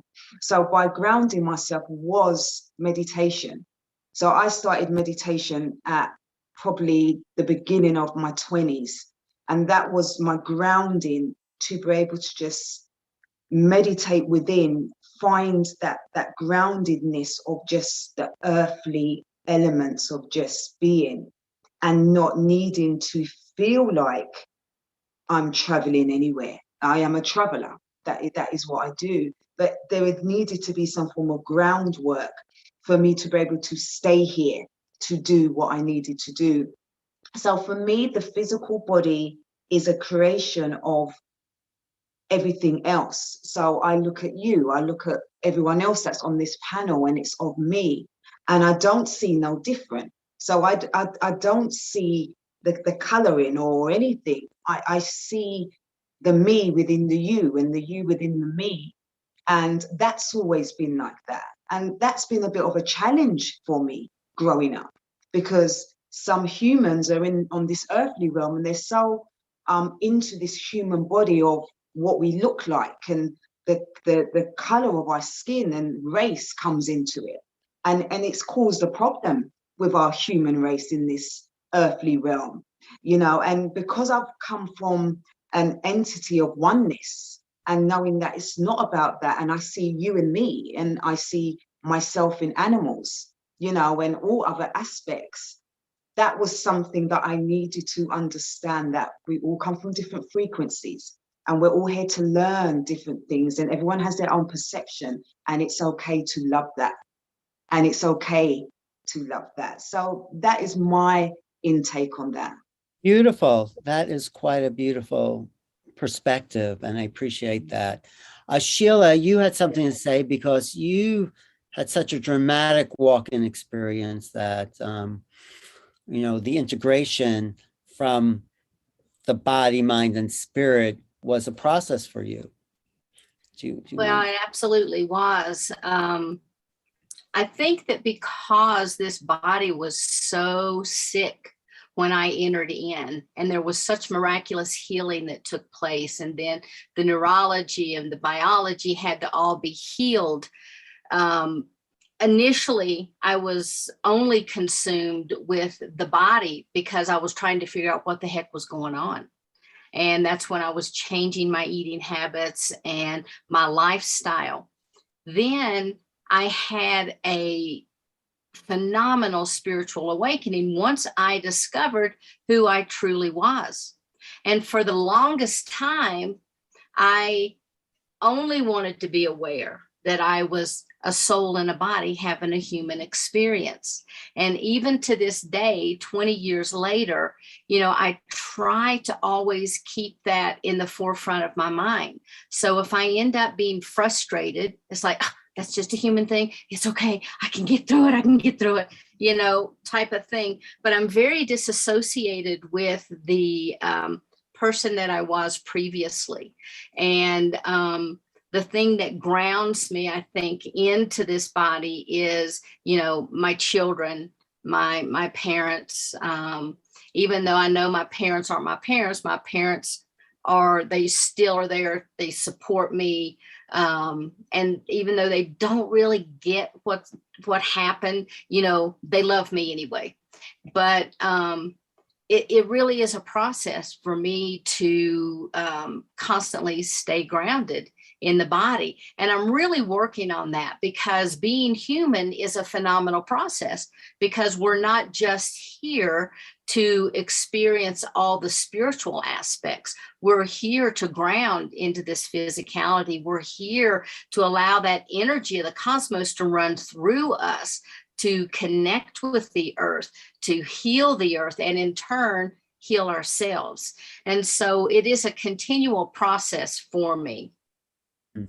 Yeah, no, thank you for that. So I'm just looking at this great panel here and everyone's unique perspective, and, you know, where we all fit together within our own cosmology, and how we're trying to build a better future for ourselves and the planet. So how can we all work together is the question, or maybe we're doing it here. Or, I mean, does anyone have an idea of where all these parts fit together, and how we can all collectively move into a better future? I mean, that's why we're doing this conference, but does anyone have a specific vision of how it looks?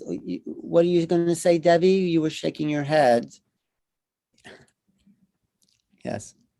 I love, again, the indigenous recommendations for the way of counsel. So here we are in the Zoom platform, and each of us is occupying, right, our designated seats. And what I love for groups to really practice with each other is, when you have a weekend retreat, to go into council with each other in the Dream Lodge, and then import everything that we co-create, right, in that other level the next morning upon return.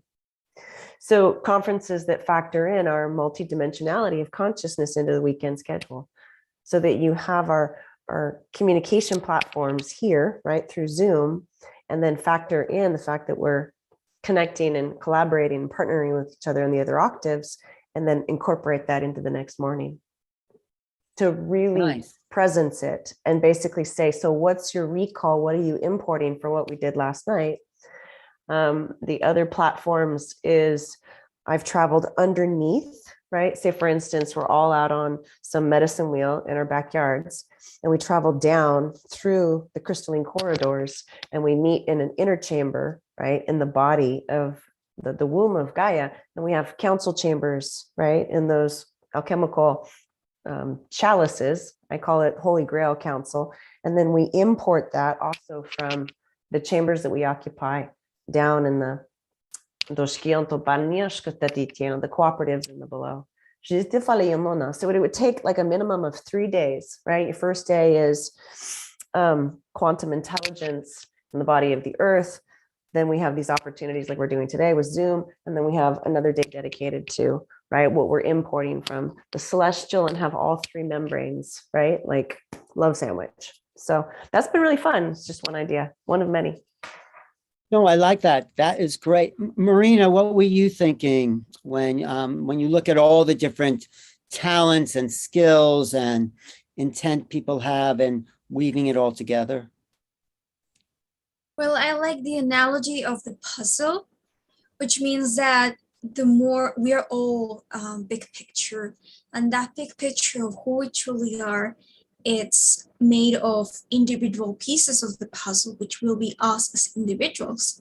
So the more that we get to embrace and reconnect, awaken to our true shape, the more that we fit with the collective to create that bigger picture of who we truly are. So I believe that the mission for all of us is to wake up to who we truly are, so that we can get a clearer picture of who we are all together as the collective consciousness of humanity.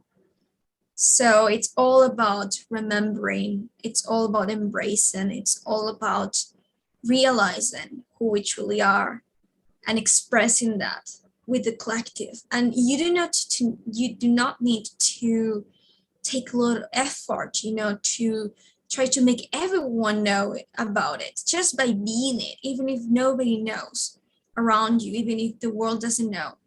Just by you being yourself, you're actually already communicating that to the consciousness, to the collective consciousness of the collective. It is being informed because it's like a quantum system, interconnected quantum system. So it's already being sent. You just have to be yourself, and the universe will receive that, the all that is. Great. Out of the mouth of a 21-year-old. I wish I knew that much. I couldn't even tie my shoe at 21, but thanks. No, thank you for that wisdom and that, download. And, we are all here to be ourselves. So Stephanie, how do you integrate the angelic with the walk-in, with the starseed? I mean, where does that all fit together in your own cosmology? Well, I think what I wanted to offer in terms of, how do we collectively co-weave, right? We're all light weavers. Yeah. We're all weaving consciousness. So for me, I do a lot of visualization. I mean, the imagination, right, is the vehicle of us creating. And so I'll do collective activations of the planet. I call it Diamond Earth, as I mentioned earlier, because it's creating new concepts through all of us, right? All of us have different visions of that. So it has many different faces and facets, but the coherence, how I see it, is to really tune into the core of the planet as if it is, because this is how I see it and experience it, has a beautiful crystalline diamond heart, right? Which is, you can see that as a many-pointed star, Merkaba, a sphere, however you want to visualize that. But more importantly, when I was working with my teams, what was interesting is what came in at about 2017 was the concept of birthing Violet Earth. And Violet Earth was really about the bringing up, the revelation and the releasing of a lot of the toxic sludge, right? The stuff that we're going through right now. And then I would say that actually came in more like 2012, but then 2017 was when it was like full effect going. And then there was an overlap. And the overlap is really the beginning and the mantling up of what I call the diamond earth, which is, again, these crystalline structures or grid systems. You may see them as new ley lines or dragon lines, as they used to be called. And the reason for that was because we had the Grail kings and queens. We had these dragon families of the Christos that were here pretty much anchoring in a lot of consciousness of the angelic human. Okay, that's what they were here to hold. And over time, there was some shifting in that, and now it's coming back, as I mentioned earlier. So we're coming back into that in order to birth this new reality of this planet, because it's ascending, as we all know. And so to me, one of the most important things I teach is how to not only anchor into the appropriate grid systems, not the ones falling away, right, that are like we're letting go of and dismantling, but the new ones that want to be powered up, basically. And that's one of the things that I find is imperative now, because so many are feeling ungrounded. Well, it's because they don't want to ground into the old version. That's the issue. So when we give them a direction, especially if they're star-seeded, oh, but you're here to support these new grids, and we give them direction for that, suddenly they're like power wired, fired, and so I think it's just these small, subtle changes, and not sometimes subtle changes, that are coming to help us really understand how we are co-creating this. As Debbie was saying, it's like we're birthing this new earth through the womb of ourselves and her and all of this energy. And the importance of that, the importance of why we came in. You wouldn't be here if you didn't have certain skill sets that were paramount and important for this mission, if you will.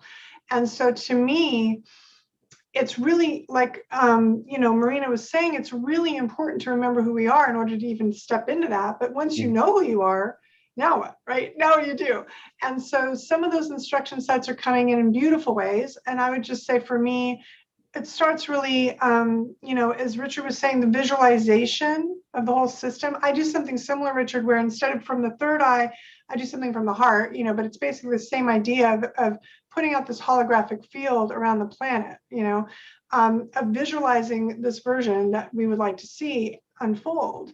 So we can do that collectively. And we do that collectively. I mean, some of us already are doing that in our private groups, but the more that we're linking together and finding each other and networking, I think that's where the power comes in. I created, actually, and I just want to make sure I get that out there for some people who might not know this or might find this on my website. I created a network actually called the Angelhood, and the angelhood.com. And the reason for that was to bring the starseeds and the angels and the walk-ins, all of them under a social media banner that felt safe and secure to share the truth of who they are, but also not be infiltrated with troll energy, if you will.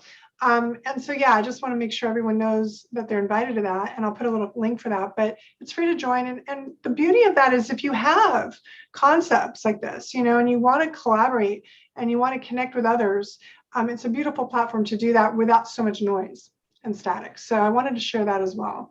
That's how I'm doing it. I created a network for everybody, not just for me, but for everybody. And so just want to share that. No, I love that. And I do agree with both you and Marina that the more we are ourselves, the more unique gifts we have to offer the earth and each other and all those hoping for transformation. So that is the key, because who we are, it really doesn't look like anything else. So Bridget, isn't that what Awaken Ascending is all about? Can you just share the Awaken process? Well, I mean, that's that's hundreds of hours. Are you talking about the Clubhouse Club? No, I'm talking or about actually Awakening and Ascending. I'm talking about that process of awakening and ascending. Yeah, I feel like right now, most people are focused, most humans on the planet are focused on weeding. They're focused on peeling away the layers of the onion of things that no longer serve them, that they've adopted in as themselves, but it isn't part of them. So the way I often guide people is through that process, right? That we're still in what I jokingly call the purge, because that's kind of what it feels like for most people. But we're in this period where we're stepping more into our sovereignty. We're stepping more into conscious creation. And that's the next step, really, for most people, is really realizing that we are sovereign. And with that comes the responsibility that our inner world is being directly reflected in our external reality. So with that comes a lot of things that are amazing, though, because that means what we have created and co-created, we can also opt out of. Oh, Marina, look at that. Hi, baby. Sorry, kitties always distract me. Any furry babies do. So we can opt out of allowing our energetics in any way, shape, or form to add to whatever it is that we've decided we no longer want to play in. This is kind of a little more advanced, but that's where I see everybody going next, right? Is the conscious creation of our reality, really playing with the energetics. And with that will come a lot of healing as well, because we're in this period, as so many people on this panel, Steph was really good at pointing everyone out. I'm just saying we've all talked about it at some point. We're in this period where we are inflating what we want to see within the human experience, and that begins within us. But we are also deflating the things that we don't. And to do that, we have to really look within and see, where are we holding frequencies? Where are we holding energy that is in alignment with the things that we no longer want in the world? So that could look like, I often use the energy of war because it's a really easy, obvious one. But where within myself and my own consciousness, my own inner experience, am I holding the energy of war? And is it, like an entire pillar, or is it a filament? Either way, it doesn't matter. When we find it, locate it, opt out of it by reprogramming it, reimagining it, shifting beyond it, choosing different frequencies instead each time it comes up again, then we are in each now moment creating the new world, right? So this reality we're co-creating with one another, but it all begins within each of us. That's how I see it.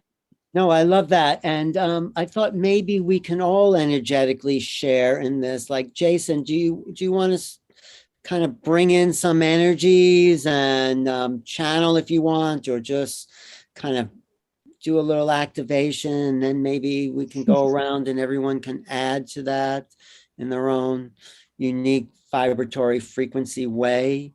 And just wondering if you're...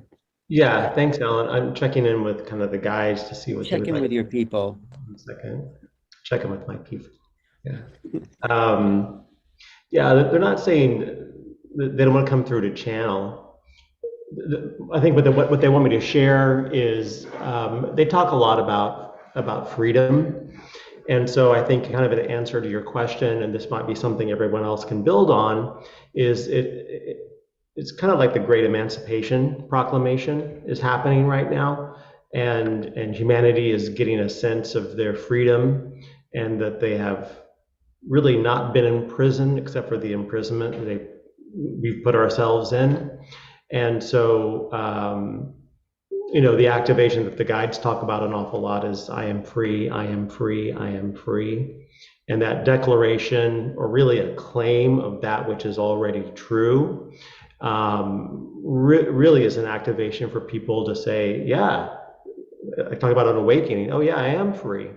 And it's like the Plato's cave story, is that when all that the prisoners have ever known are just the shadows on the wall and no real forms, it is sometimes frightening for them to be able to turn around and walk into the sunlight and look at what really exists. So I would say, the freedom bells are tolling, and now is the time for humanity to say, I am free, I am free, I am free. Yes, thank you. Thank you. Anybody else want to lead a little bit of a process here? Zoe, do you have a little channeling or meditation you want to give us? Yeah, that was so poignant of what the guy before just said, like, we are free, and connecting to that that word freedom, what that really means. So I'll just bring in the light language, the soul language, to connect with the frequencies, to continue on from the we are free. It is free, and freedom is. Lama shala kastulu komokolo shulu makala sili makala makala masili mikoshoko maki.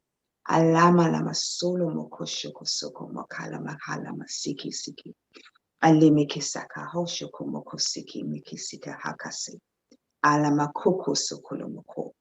Alama kisiki lama kashaka lesi. Alama salama kolo kosiki hamakashiki. Alama kohuma kosokolo mekisiki limiha. Alamasili kashili mikili mikala makosokoloka. Alamakala sili makala makala makashili malakamala makolokolo. Alamala sili mala makala misili makala shikili makolo. Ilimile mikala mala salamala makosol mokolo mokalikili. Alamala sakala makoshili kili maka. Halimika salama kolo mokosikila. Alamakala kasikili mikashikili mahala. Alomokosili mikala shili kili masolo mokosolo makalekila. Halamakasala makolo mokoshiki sikili mikili. Ala makasala makashali mekalaka sili mekalasiliko. Ali malakasala masili mekala makusuku no mohole. Ala masili la makala sili malaka sili kalamako. Ala masili la makasala makasili makala sokoloko. Ala mashili sili makala sili mekale mekale mekosolo mokoloko ha. Thank you. Thank you. Devi, do you want to try to jump in there and add your light language to that mix? Basically, it'll be the ancient ones singing in light to partner with my sister. Yeah. Ndehia kie, nahia koko, gertas tu kuku yando, kedesto makela korusu, rikiampateste koyayo. This is their love song to Gaia through all of us. In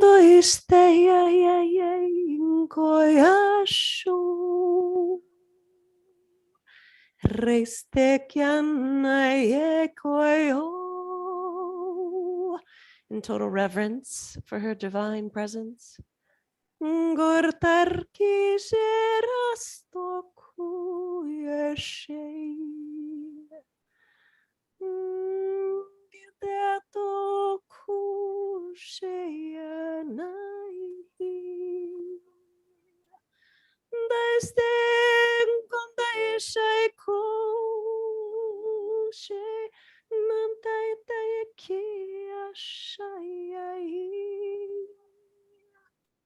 I call it her orgasm, planet orgasms when she goes through an ascension cycle.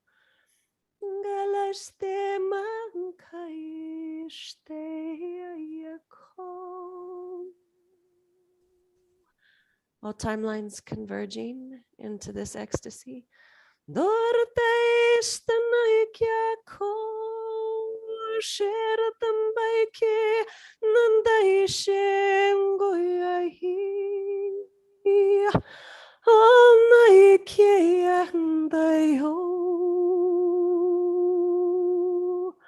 All that we would call both dark and light, feeling the rapture.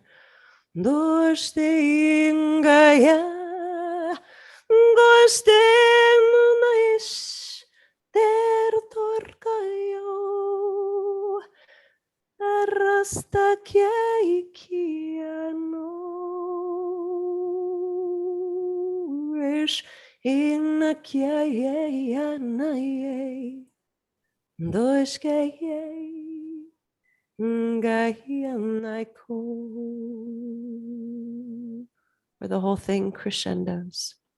Graduation point. Beautiful. Thank you. Thank you. Stephanie, you want to call in the angels? Happy to. I mean, they're already here, but we'll do it again.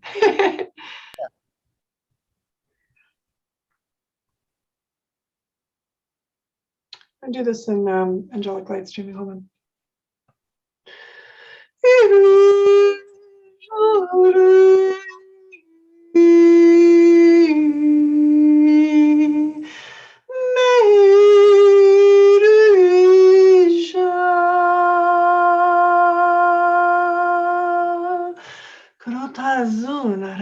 Shukatani sonele, Marekeni Mikaeli hele tishunara, Raffaeli hele kinazunara te shunara, Gabriele hele konajuna tana sonara, Uriele he kinazuta share he kinisu, Zadkiele he konashata te jukate kanaza, Raziele he konoshokatana haratutsene, Sitayele konoshokatana sale heteni, Jabumi harakanasuno. And may all of the angels of light who are present here already, networked within each and every one of us, the individuals of celestial consciousness, beaming through all hearts, watching this in any field of dynamics, know that we are sovereign beyond all measure and belief. I declare this so for all nations and all star systems. We are sovereign. We are sovereign. We are sovereign. Blessings. Thank you. Bridget, do you want to channel through something? I have to unmute first. Sure.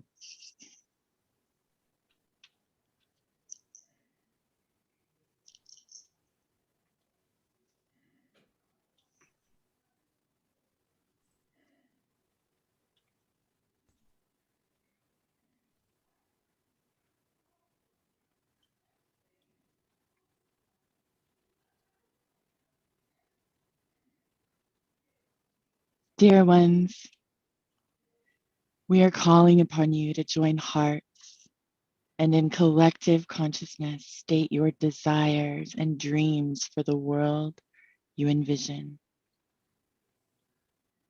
We encourage you to join with one another to manifest from the space of collective consciousness, because that is who you truly are, unified in love as one.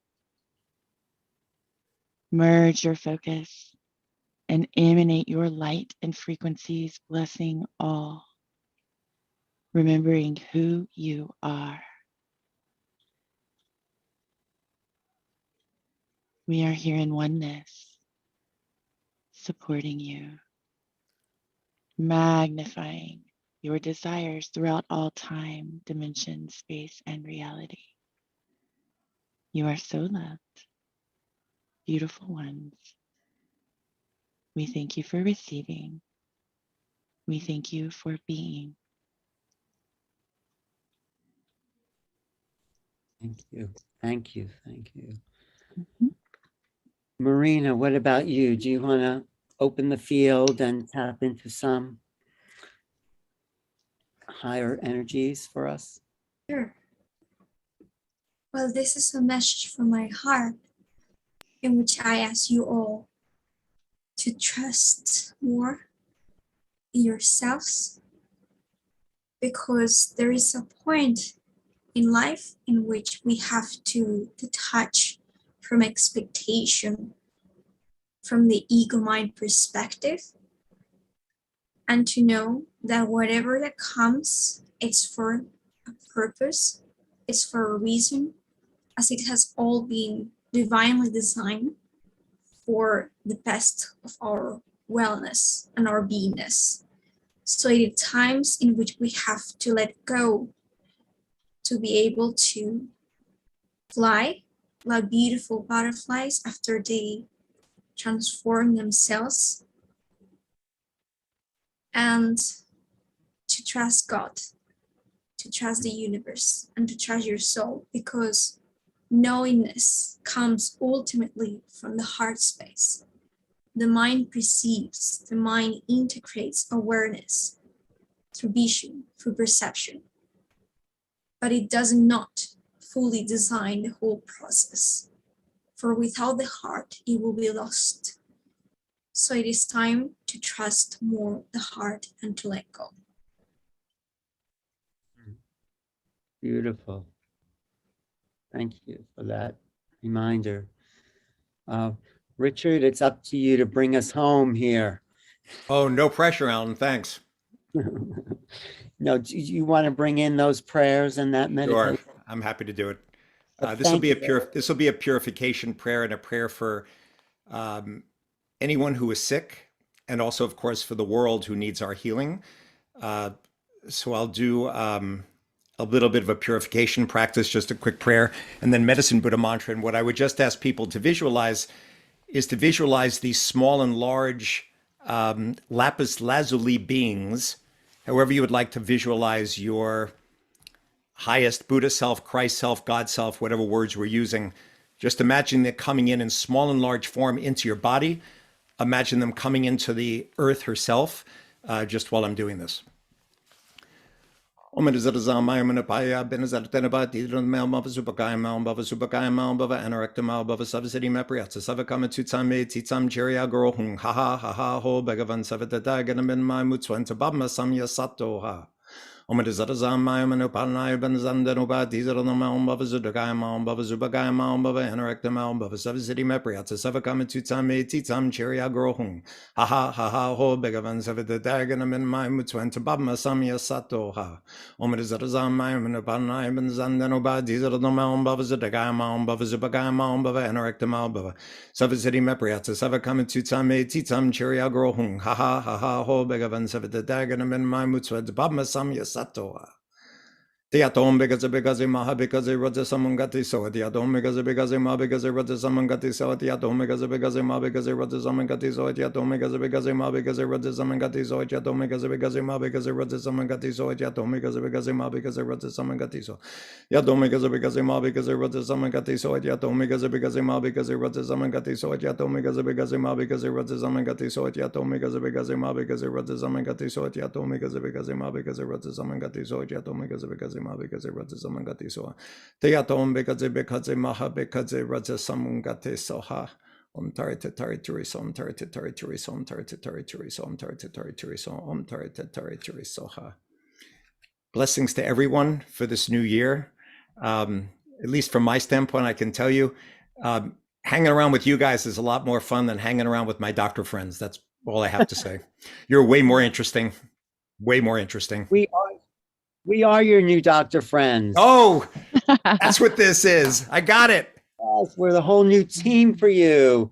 I love that language. I mean, it was either Tibetan or a very advanced light language, or maybe it's the same. Maybe it's all light language. But thank you, Richard, for bringing in that energies. And this has been a very beautiful event. I mean, for 2 days, we've been immersed in this consciousness that is outside the mainstream. And I think that lights up new grids on the planet and encodes new possibilities into the human potential.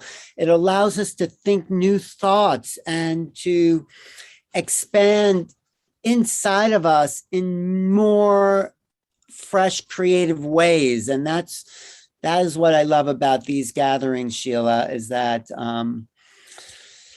that we allow people to come forward and just express something at a core of their being that in a way they maybe can't do anywhere else collectively. I'm not saying this is special, but it's great to bring people together who will inspire each other to reach into new realms of possibility. And Neil, thank you for the opportunity. Sheila, for the mindset to create what you envisioned is possible. And you have anything else to say, Sheila, Neil? I mean, I'm grateful for everyone here. Good. Sheila, wait, unmute. We don't want to miss a word. There we are. Yeah, I just wanted to say that, you know, we are all perfect divine beings, and we've all come here to have this experience and really to remember who we are. And like the Hopis say, we're the ones we've been waiting for. And that's kind of, you know, a mantra that we have with the Wish Alliance, but it's true. We are. And I just, from the bottom of my heart, want to thank everyone for coming out and presenting and giving of your time and your talents and your skills. I just want you to know I have a little something I'm going to send to all of you as a token of my appreciation. And I also want to thank all of the people who have been here with us throughout the whole weekend. I am so sincerely grateful for your support, for participating, for the wonderful comments that have, taken place, the connections that have occurred, and to the people who are viewing now on YouTube, thank you so much for being here, because together it takes all of us to really create this new earth that we're wanting. And Neil, I have a special thank you for you, because I am, when I was trying to get this first conference together and had the idea, Alan introduced me to Neil, and Neil was just all over it. And Neil, you really are a gem, because you're out there creating all this conscious expansion, programs. You're very honoring of people's experiences, and you really try to provide all of these different programs that no matter where you're coming from, you have something that's going to feed people's souls. And I am so grateful to you for that. And Alan, I am so grateful to you as well. I mean, my goodness, you're kind of like the cornerstone of all of the new age movement dialogue, for the past 20, 30 years. And we kind of, try to follow in your footsteps. So I just want to let you guys know that as a token of the Wish Alliance, I have a little something that I want to send to you. And it is the Conscious Voyager Award. And we're presenting that to you for your unwavering dedication to humanity's conscious evolution, because you've been out there and you've been the one paving the way. You've helped to navigate this ascension process, and you're activating the 5D consciousness. So thank you so much. I don't know if you can see this. No, but it has a DNA spiral on the inside. It's like a cosmic egg with the DNA spiral on the inside. And it has this red ribbon of energy that comes down through it. And to me, that's showing that spirit that you've been igniting to kind of reach, above and beyond to help us. And the DNA, that wasn't a great photo, but it's two separate spirals. And that also reminds me of the contact that we're making, and it shows how we're merging together as one to create this new society. So thank you so much. Wow. And Neil, I have something for you too, and I want to talk to you about that after tonight. And then we also have something else. Are we ready for that? Sure. Well, this has been a collective process, but thank you, Sheila. That was for me. That's amazing. That's for you. Yeah. I was not expecting that. I just do it because it's fun.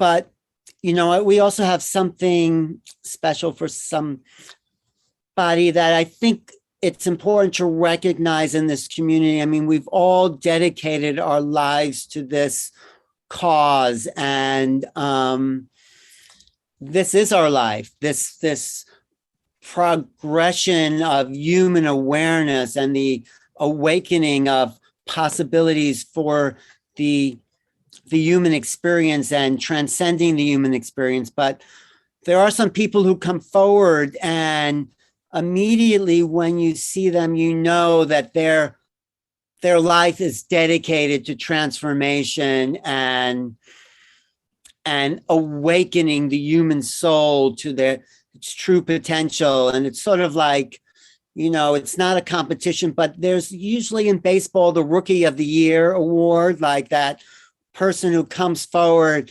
and just shows this amazing potential to keep going and inspire people and bring more love to the planet. So this is why we've chosen Marina to receive a really special gift from the Wish Alliance, and me, Neil, and Sheila, just to acknowledge your dedication, Marina, for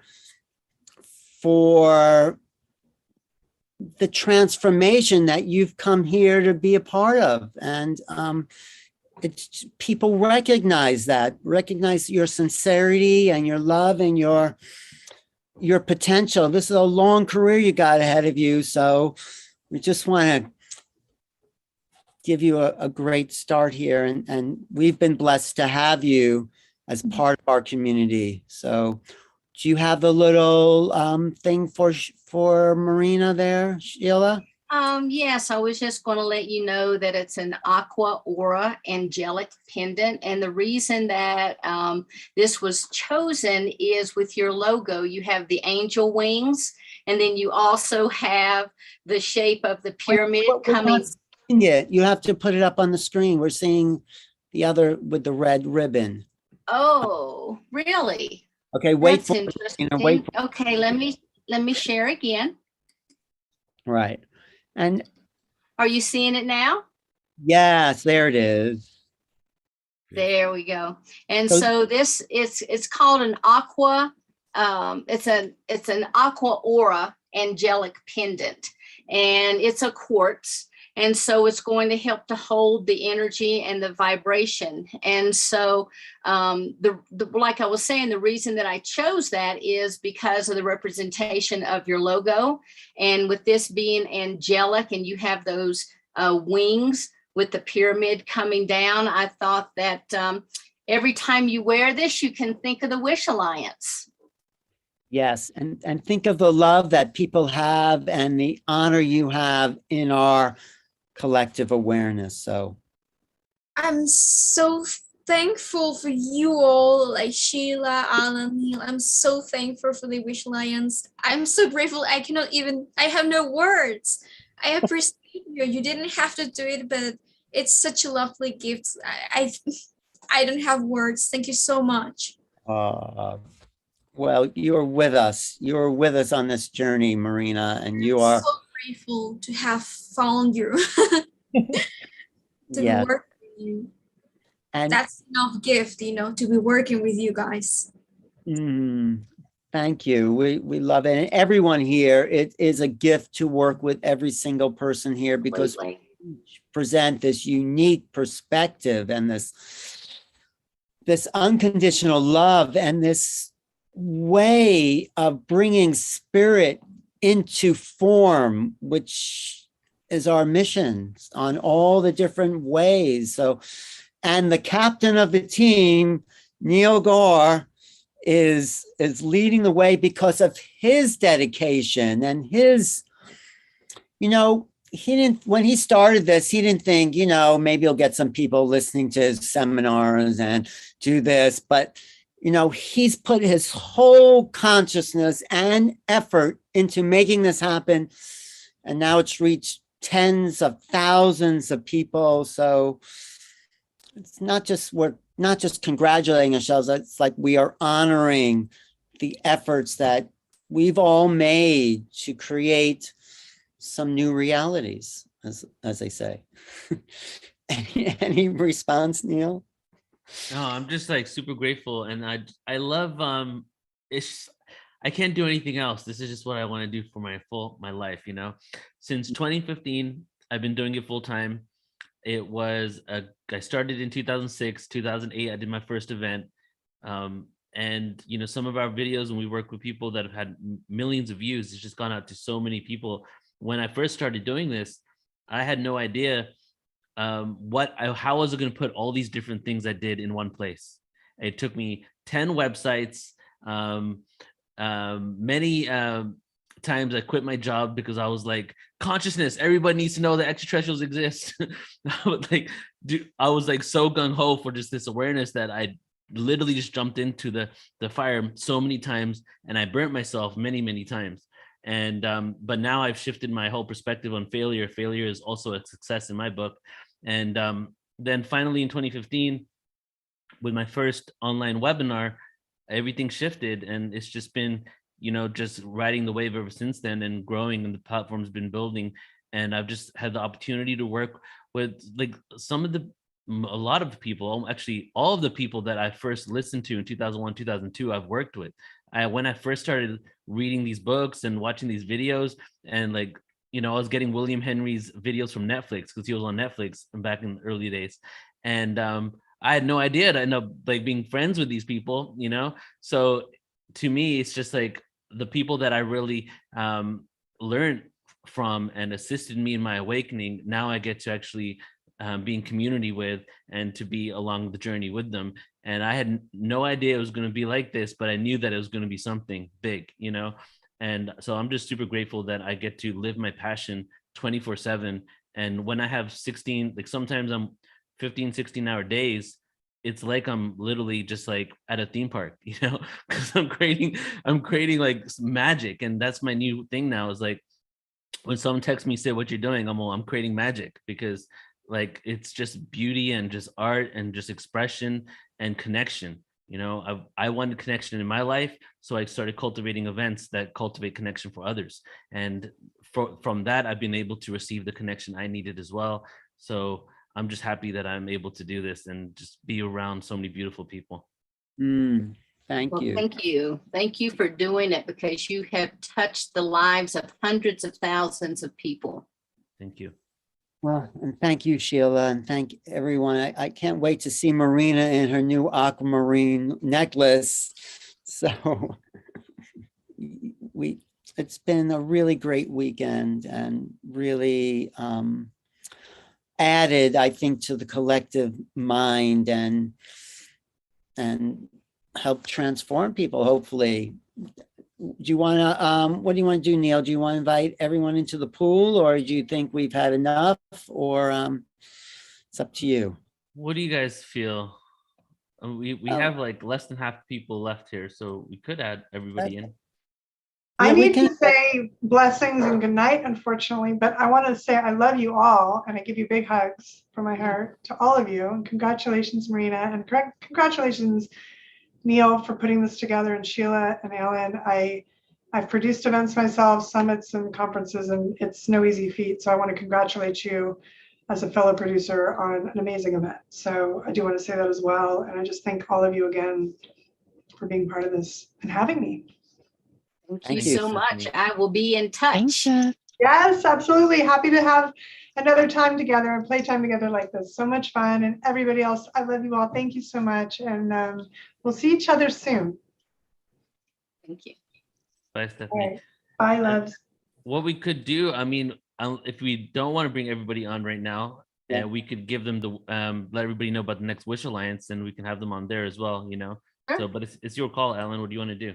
No, that's fine, because it is getting late, and maybe if someone has something they want to say in the chat, or really has a pressing need to share, you can just, you know, let us know, and maybe, you know, but I'm okay. I think, you know, it's been a really full, I think we're going on 9 hours now, is it? Mm-hmm.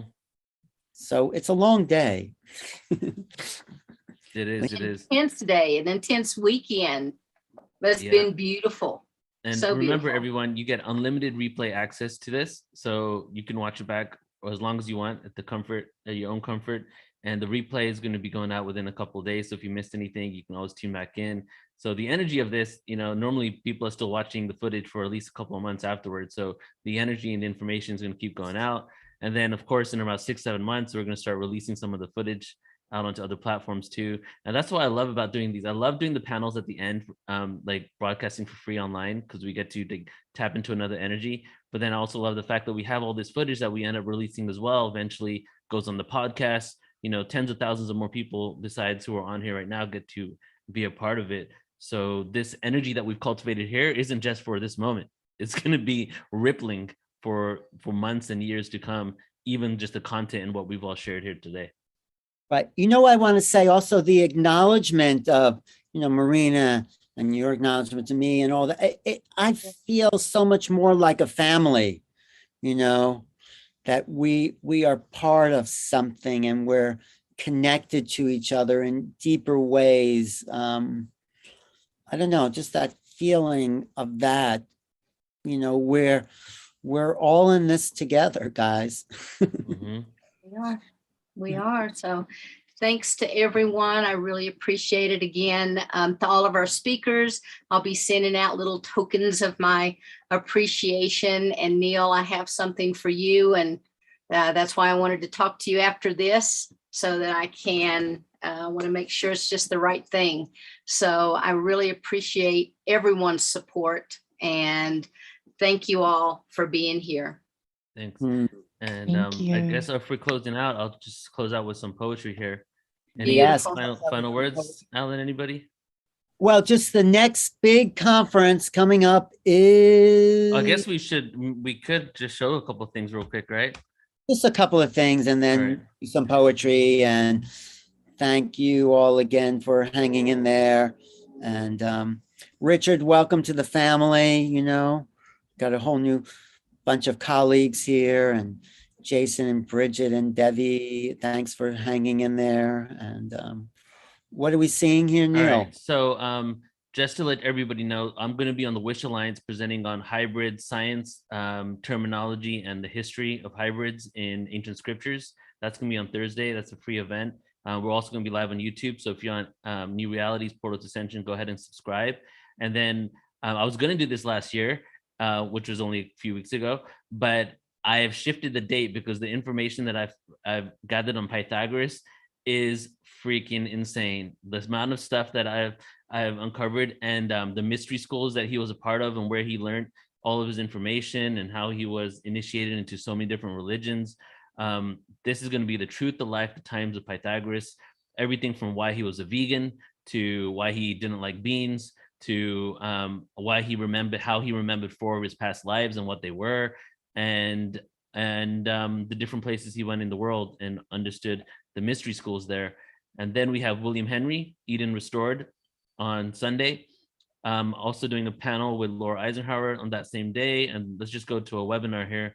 The next large scale conference, for everybody who's in the YouTube, I've pinned the Beyond UFO Disclosure Conference. We're at 800 registered in 24 hours. So if you want to be a part of this event, it's pinned in the comment section. Go ahead and register there.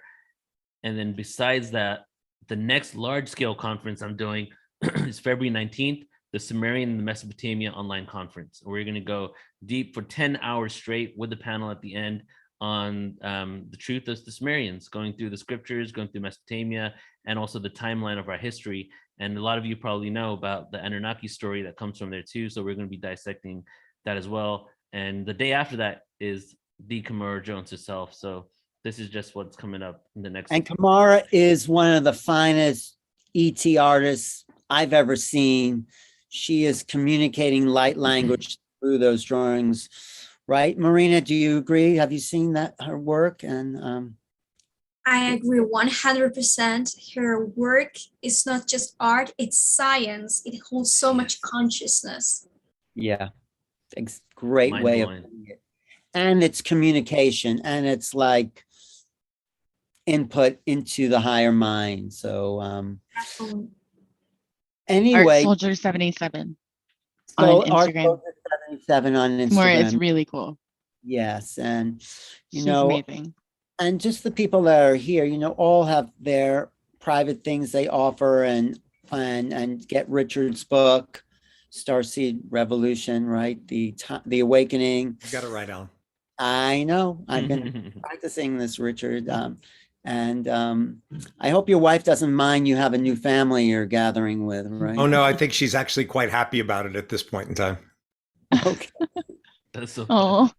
And Jason, we might just show up at Disney World one day. You never know. Sounds like fun. So, Neil, you're going to leave us with, don't leave us. Are you going to leave us with a poem, though? Yeah, let's do it. Wait, Sheila, any final words from you? Are you happy? I just want to make sure you're. My heart's overflowing. Thank you. It's been amazing. Thank you. You guys Thank did you. such a beautiful job. Thank you. And just again, for everybody who's on YouTube and whoever is in the chat room, go to wishalliance.com. Oh, is it .org? .org. .org, wishalliance.com, and go ahead and sign up there to be a part of the community that has been cultivated around these 3 events that we do with Sheila every year, which is the Walk-ins Conference, the Hybrids Conference, and the Starseed Summit. So you can sign up there. There's weekly meetings, and I think there's another Monday once a month, I believe, or might be more than that. Yes. Yeah. Go ahead. Mondays and Thursdays. Yeah. Wishalliance.org. Okay. Yeah. So It's been a great partnership with the 3 of us, kind of combining our resources like that. So and it's the support, like if it could come down to 2 things that I feel I need in my life, and then I'm having conversations with others that they need, is support and connection, and that's what the Wish Alliance really provides, I feel. Community, yes, to try out new ideas. If you have some out there idea and you want to try it out on some people, go to Wish. Give us a call. Definitely. All right. Okay. So I'm just going to do 3 verses here, and start with one that I've done a few times, but this is the 6th sun, just because it's the 6th sun, guys. So let's talk about it for a second. And then I'm going to do Days of Old, and then we're going to end with Rejoin the Galactic Federation. I think that's a good way to close it out. The 6th sun has risen. We're now in the 6th world, spread for years by our human peers. The 6th sun has risen. We're now in the 6th world, spread for years by our human peers. The 6th sun has risen. We're now in the 6th world, passed down for years by our human peers through oral tradition. Information about our collective mission, what a new reality would envision. Spoken through Toltec and Aztec wisdom, we discuss and perceive larger cycles of time than even the Maya depicted. It was known we're in a transition that started in 1991 as we move from the 5th to the 6th sun. What are we waiting for? What have we waited for? These wars will stop. The sunspots increase in diameter and frequency. As the frequency of this planetary body shifts and changes, so does the neural networks within our brains, kids, adults, animals, family. We've been blinded, you see, to the vibratory energy that the universe breathes. In the last of the 9 hells, exiting the solar plexus, humans unable to think for themselves, we're at a nexus point. A decision shall anoint. The sun god I point out is the Son of God that resurrects and reflects over water, including the 2nd ocean known as space, where the cosmic rays during this transitory phase will encase and wash over our solar system. And in the skies, we may see both stars become one as we enter the 6th sun. The 6th sun has risen. We're now in the 6th world, spread for years by our human peers. Days of Old. Touch heaven, skies 11, dreading the black sun's position, starts to enlist all men and women into an army of darkness. The mission? To create a prison planet that envisions lack. Victimhood never listened. The water drop in the sunlight glistens. Enter the prism. The vortex, where time doesn't exist yet. Colors bombarding, creating friction, perplexed activity in my cerebral cortex. The question couldn't be more complex, so vexed. Experiences? Don't worry. There'll be more in the next life cycle. I recite all mantras and chants, breathe tantrically, lungs collapse, open all nerve cell synapse to receive the codes, archaic as Morse code, radio waves and gamma waves, the secret societies know and have technology to go interstellar out of this world, raid the facilities, acquire the technology in stealth mode, take what belongs to humanity, pack the van with a full load, light speed down the road, here to disclose all aspects of reality that will make our souls grow. Resistance is futile. The earth is still fertile. The truth will drive the masses wild, but I still have a smile as the rabbit hole is deep. The answers that we seek, the questions beneath the construct of society, it's humanity's time to evolve as we enter the days of old. And now it's time to rejoin the Galactic Federation. Life untangled, rhyme is undone. Life source drain, vanity explain, following those with fame, always fight and complain. Answer remains the same, control with borders and tamed, locked up and enslaved, riding the quantum wave. Through awareness we are saved, ascend and fade away and live for today and don't play games or get erased from this place. One face, unity of race, consciousness explained, end of human reigns. Galactic alliance remains, our true cosmic place amongst the stars in space, aware now in case reincarnation takes my next life away. So ascend and pray, not for monetary gains, but an escape for superficial ways. Life is just a phase that will one day be replaced by pure energy and an entirely new intergalactic race.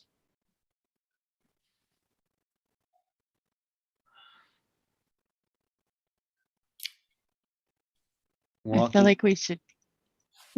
That's right. We're walking into that, Neil. We're walking into the intergalactic race. That's what we are. We're just waking up to what we are. You have so much beauty in store for us. Mm-hmm.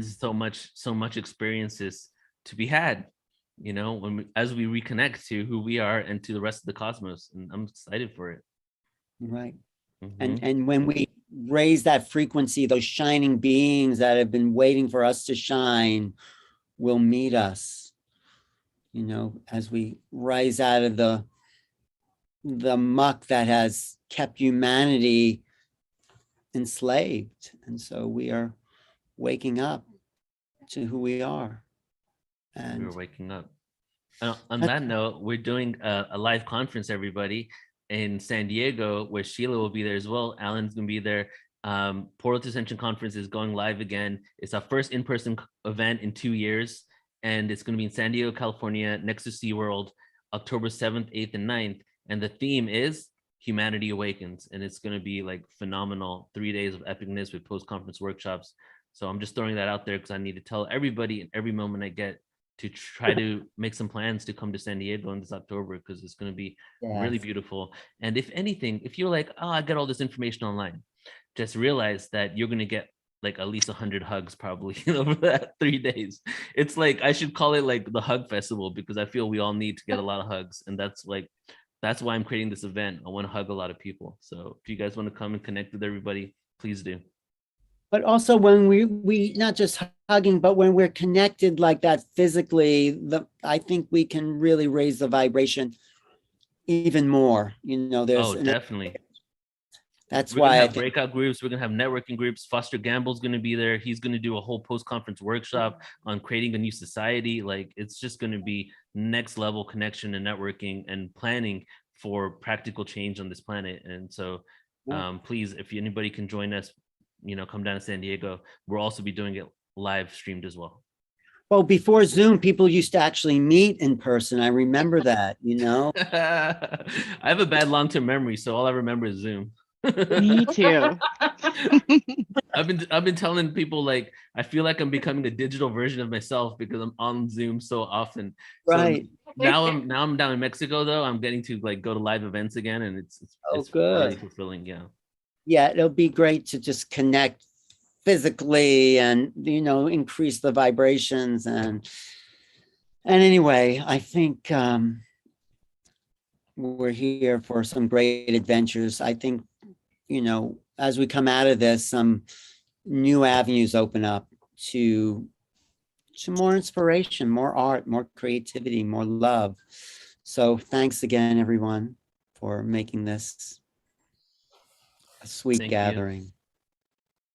Yeah. Thank you. Let's how about before we close out officially, let's just all take 3 breaths together, and then that's it right there. Okay, so let's just all just get comfortable right now. Just relax. Just breathe normally in this moment here, just for a few breath cycles. Just breathe normally. Everybody that's tuning in on all the platforms, and then go ahead and close your eyes. Let's all close our eyes together if you feel compelled to. And on the next inhale, take a deep breath in and exhale out.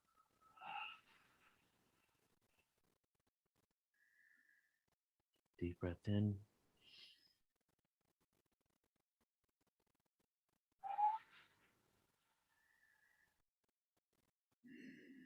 Deep breath in.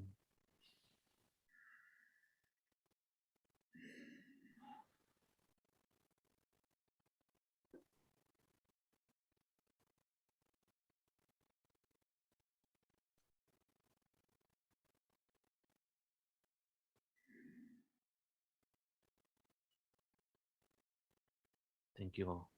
So Love be you guys. it. So be it. Thank So you. be it. Yes. Thank you all. Have a beautiful Everyone. night, everyone. Good Have a great night. Thank you. Good night. Good Much love. night. Night. Deep appreciation. Thank you. Thank you, everyone, for spreading the love, and everyone online and in the chat. And Leanne. See you guys. Bye, everyone.